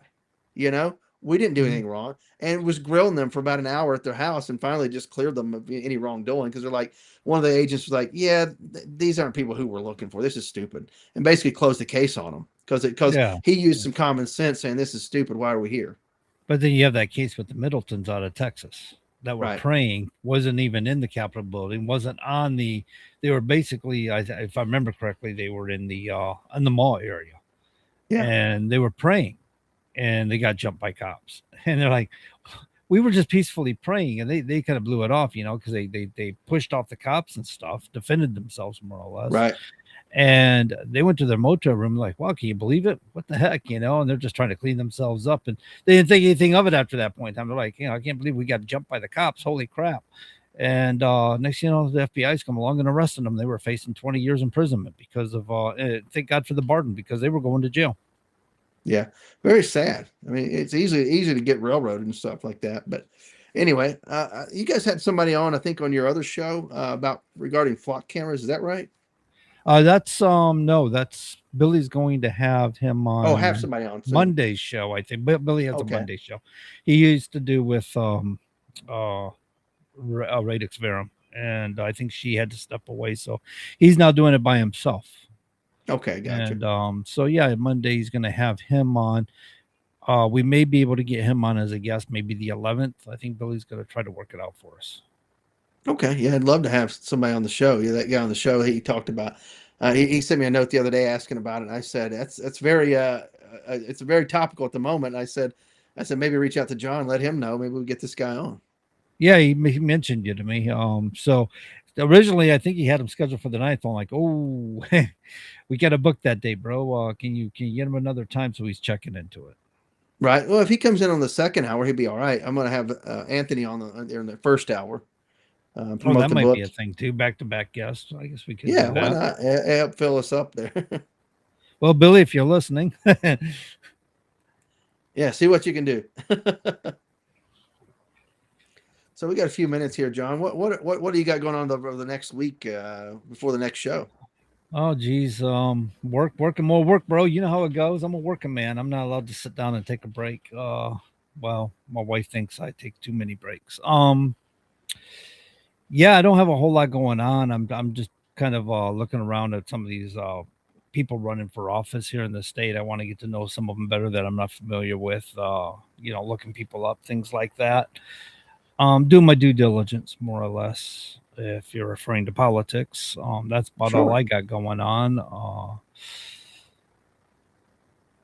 General stuff like that, trying to work on TIBN a little bit. I'm trying to restructure some stuff there. It'd be kind of nice to get that going again. It's kind of like a project that fell to the wayside. Things happened, and when you're a working man trying to do all these different projects, you tend to run out of time. Right. Oh, I hear you. So what do you got going on? Oh, just a little bit of this and that. I'm going to be going to Louisville on Friday, American Legion National Convention there. Should be interesting. We've had some personality issues, I guess, or some issues with some of the things that the national organization has been pushing lately.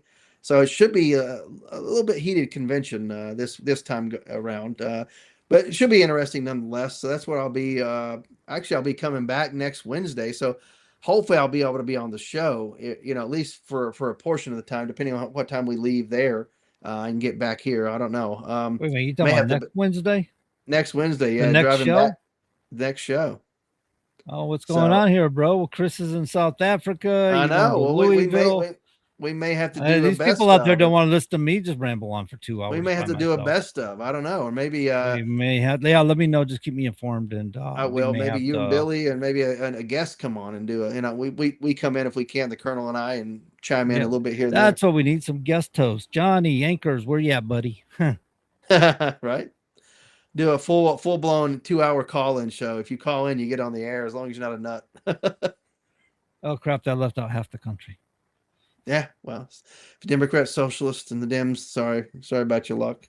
But anyway, one final story. This is from Newsmax. I saw this, and it's appropriate as we have a anniversary of 9/11 coming up. And it says 9/11 terror suspect gets 2028 trial date.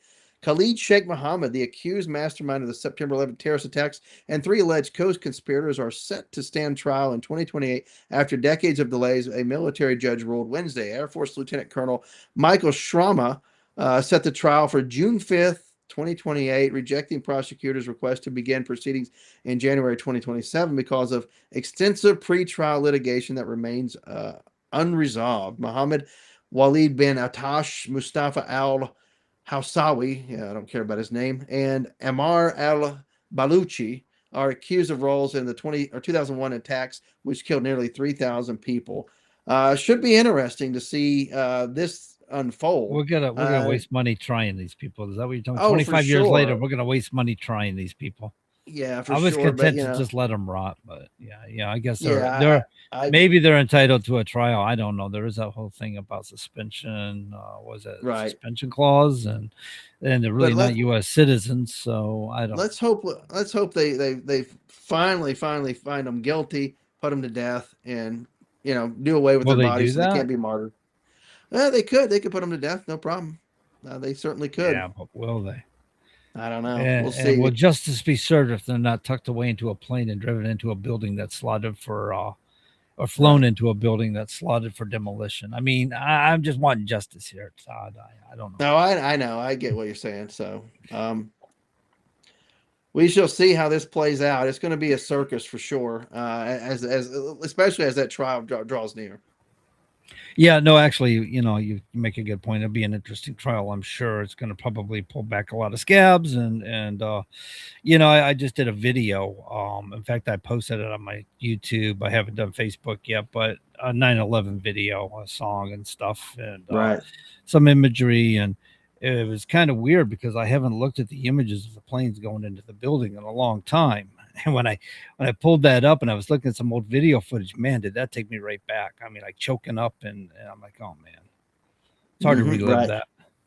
Right. And Holden here says killed more than that with the dust and everything like that. Yeah, for sure. All the people that got sick as a result in the aftermath, that also blood on their hands for sure with that. He's absolutely correct.